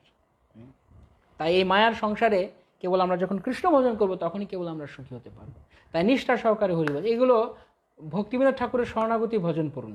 হ্যাঁ, তোমার সংসারে করিব সেবন, নহিব ফলের ভাগী, তব সুখ যাহে করিব যতন, হয়ে পদে অনুরাগী। হে কৃষ্ণ, আমি তোমার সংসারের সিকিউরিটি গার্ড। যখন আপনি মনে করবেন যে আপনি আপনার সংসারের মালিক তখন অসুবিধা, তখন আপনি মনে করেন আমি সিকিউরিটি গার্ড, তখন আপনার কোনো অসুবিধা নেই। সিকিউরিটি গার্ড সব কিছু দেখভাল করে, সব কিছু সিকিউর করে, সেফ রাখে, কিন্তু সে নিজেকে মালিক মনে করে। এইভাবে সে নিষ্ঠা সহকারে হরিভজন করতে পারে। আরও অনেক কিছু বলা যায়, যে আমরা গত 4 মাস ধরেই বলছি, এই সম্পর্কে অনেক আলোচনা হয়েছে, আমাদের পেজে অনেক ক্লাস আছে, আপনি শুনতে পারেন পেছনে গিয়ে। ওকে, পঙ্কজ সরকার প্রভু অসংখ্য ধন্যবাদ প্রভু, সুন্দর ক্লাস। হরে কৃষ্ণ, শিল প্রভুপাদ কি জয়। পঙ্কজ সরকার প্রভু থ্যাংকস প্রভু, বুঝতে পারলাম। ওকে, ধন্যবাদ সুভাষ সরকার প্রভু। হরে কৃষ্ণ প্রভু, প্রণিপাত প্রভু। আমার জব করার সময় অনেক আজে বাজে চিন্তা আসে যায়, মাঝে মাঝে খারাপ চিন্তা আসে যায়, অভ্যাস দয়া করে কীভাবে জব? আপনি গতকালকে এরকম প্রশ্ন করছিলেন না, অন্য কেউ করছিল? বললাম তো, জবের সময় মন অন্যদিকে যাবে, মনের কাজ মন করবে। আপনার কাজ হরিনাম করা, আপনি হরিনাম করুন, মন অন্যদিকে যাবে, ওকে নিয়ে আসুন। আপনার বাড়িতে ছোট শিশু থাকলে যদি সে দুষ্টুমি করে, আপনি কি করেন? ছেড়ে দেন, চলে যাবে, এদিকে আস, বারবার ডেকে। তো মন একটা শিশুর নেয়, মন বারবার যাবে, তাকে নিয়ে আসতে। মন চাইবে জড়জাগতিক ফালতু বস্তুতে মন দিতে, কিন্তু আপনি সেখান থেকে মনকে নিয়ে আসবেন, সেটা আপনার কাজ। আর মনের কাজ চলে যাওয়া, বুঝতে পারছেন? মনকে কমপ্লেন করে লাভ নেই, মন দুষ্টু, মন যাবে। প্রভুপাদ কখনো বলেনি, ইভেন ভগবানও বলেনি মন শান্ত হয়ে যাবে। অভ্যাস যোগ যুক্ত চেতসনা অন্যগামী না। যখন অর্জুন বলছেন চঞ্চলই মন, কৃষ্ণ বলছেন হ্যাঁ আমি নিঃসন্দেহে মন চঞ্চল অর্জুন, আমি তো অস্বীকার করছি না। তাই মনকে তুমি কন্ট্রোল করবে। আমার মন কবে কৃষ্ণ ভাবনাময় হবে সে আশায় ঘুরে বালি, আমার মন কবে কৃষ্ণ ভাবনাময় সে আশায় ঘুরে বালি। আমাকে প্রচেষ্টা করতে হবে, প্রচেষ্টা না করলে মন এমনি আসবে না। তাই মন যাবে, আবার করবেন। অনুকূল পরিবেশ খুঁজে দেখুন যেখানে ডিস্টারবেন্স ফ্রি আছে, মোরললেস, শব্দ কম হচ্ছে। ভোরবেলার দিকে জব করার চেষ্টা করুন, তুলসী মণিকে সামনে রেখে জব করার চেষ্টা করুন, ভগবানের শ্রীবিগ্রহের সামনে বসে জব করুন, বা ভক্ত সঙ্গে বসে জব করুন। এভাবে বিভিন্ন অনেক টিপস আছে, সেগুলো আপনি অনুশীলন করুন, তাহলে মনে জপে মন বসবে। আর মনে করুন যে এটাই আমার শেষ মালা, মরে যাবো এরপরে, এটাই ভালো করে করে নি, তারপরে মরে যাব, সেই অনুভূতি আনুন, আর্জেন্সি ফিলিংস আনুন, জব এমনি মন বসবে। প্রভু কোন জায়গায় আমাদের শোক করা প্রয়োজন, শোক করার উপযুক্ত স্থান কোথায়? যখন আমি কৃষ্ণকে পাচ্ছি না, আমার জীবন কৃষ্ণকে আমি কেন ভালোবাসতে পারছি না, সেই জন্য আমার শোক করা দরকার। অন্য কোথাও শোক নয়, অন্য কোনো কিছুর জন্য শোক নয়, অন্য কারোর জন্য শোক নয়। কৃষ্ণকে কেন ভালোবাসতে পারছি না, কৃষ্ণ আমার জীবন থেকে আমি কেন কৃষ্ণকে আপন করে নিতে পারছি না, সেই জন্য শোক করা উচিত। অথবা কোনো ভগবত ভক্তের বিরহ, কোনো ভক্ত পরম বৈষ্ণব মহাত্মা মহাভাগবত অপ্রকট হয়েছেন তখন। আদারওয়াইজ আর কোনো কারণে শোক করার কিছু নেই এই জগতে। প্রভু ধন্যবাদ, প্রণাম। হরে কৃষ্ণ। আমার তো ফোনের নেট তাই অফ ছিল, আমি জানতেই পারলাম না প্রভু, কষ্ট হলো। হরে কৃষ্ণ, কোনো কষ্ট নেই, আপনি ক্লাসের পরে আবার সেটাকে প্লে করে শুনতে পারবেন, এটা ফেসবুকে থাকছে। কোনো ভুলের কারণে পৃথিবীতে পতিত হলাম, কোন ভুলের কারণে? প্রভুপাদ এই প্রশ্নকে যখন কেউ করেছে তখন প্রভুপাদ যে উত্তরটা দিয়েছেন সেই উত্তরটা আমি আপনাকে বলছি। প্রভুপাদ এক্স্যাক্টলি বলেছেন, প্রভুপাদ বলেছেন হরিনাম জপ করো, শুদ্ধ হয়ে ভগবদ্ধাম ফিরে যাও, ওখানে গিয়ে প্রশ্ন উত্তর খোঁজো, ওখানে গিয়ে প্রশ্ন উত্তরটা খুঁজে নাও। হরিনাম করে শুদ্ধ হয়ে ভগবদ্ধাম ফিরে গিয়ে প্রশ্ন উত্তরটা খুঁজে নাও, কি কারণে এই ভুলে।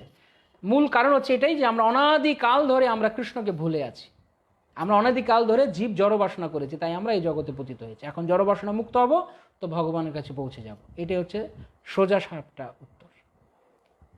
হরে কৃষ্ণ প্রভু, প্রণাম। স্নেহা রয়, হরে কৃষ্ণ, প্রণাম। বলা হয় জন্ম মৃত্যু সব ভগবানের ইচ্ছায় হয়, তাহলে কি যদি কেউ সুইসাইড করে তাহলে এটাও কি ভগবানের ইচ্ছায়? না, সুইসাইড ভগবানের ইচ্ছা না। এই কথাটা বোঝার চেষ্টা করুন ভালো করে, খুব সহজ বোঝাটা, আপনি একটু মন দিন তাহলে বুঝতে পারবেন। আপনাকে আমি 100 টাকা দিলাম, বা আপনি ধরুন আমাকে 100 টাকা দিলেন বা 1000 টাকা দিলেন। আপনি আমাকে 1000 টাকা দিয়ে বললেন যে নাও, আমি তোমাকে 1000 টাকা দিলাম, তুমি এটা প্রপার ইউজ করো, মিস ইউজ করো না, প্রপারলি ইউটিলাইজ করো বা প্রপার ইউজ করো। তো আমি সে 1,000 টাকাটাকে নিয়ে আমি টাকাটা লাগিয়ে টাকাটা ইনভেস্ট করে আমি আরও টাকা করতে পারি, সেই টাকাটা দিয়ে আমি ভালো কিছু কিনতে পারি, টাকাটার একটা সদ্ব্যবহার করতে পারি, অথবা আমি সেই টাকাটাকে নিয়ে আমি ফেলে দিতে পারি। সেটা কার ইচ্ছে?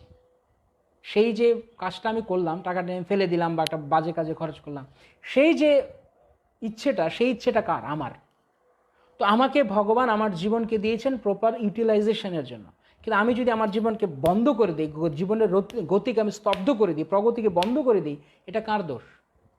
ভগবান আমাদেরকে স্বাধীনতা দিয়েছেন, স্বাতন্ত্র্য দিয়েছেন, ক্ষুদ্র স্বাতন্ত্র্য, বেশি না, ক্ষুদ্র কন্ট্রোলের মধ্যে। কীরকম এটা? এটা হচ্ছে একটা গাভী বা একটা বলদ, যেমন ষাঁড়কে অনেক সময় গলায় দড়ি দিয়ে একটা খুঁটির সাথে বেঁধে রাখে, তো খুঁটির চারপাশে বলদটা ঘুরতে পারে, বলদটা সব জায়গায় ঘুরতে পারবে না, অতটুকু ডায়ামিটারের মধ্যে সে ঘুরতে পারবে, রাইট? তো আমরা একটা ক্ষুদ্র স্বাধীনতা আমাদের আছে। তো এখন আমার স্বাধীনতা, আমি চাইলে আমাকে মেরে ফেলতে পারবো, আমি চাইলে আমাকে ধরে রাখতে পারবো, আমি সুইসাইড করবো। এটা কি ভগবানের ইচ্ছা? ভগবান আমাকে বলে দিবে তুমি সুইসাইড করো? কেউ বলবে এটা? এটা আমি এই কাজ করছি, আমি আমার নিজের জীবনকে শেষ করছি, এটা ভগবানের ইচ্ছা নয়। এটা আমার স্বাধীনতার অপব্যবহার, মিস ইউজ করেছি। ক্লিয়ার? স্নেহা রায় মাতাজি। শান্ত সমুদ্রে দক্ষ নাবিক হওয়া যায় না।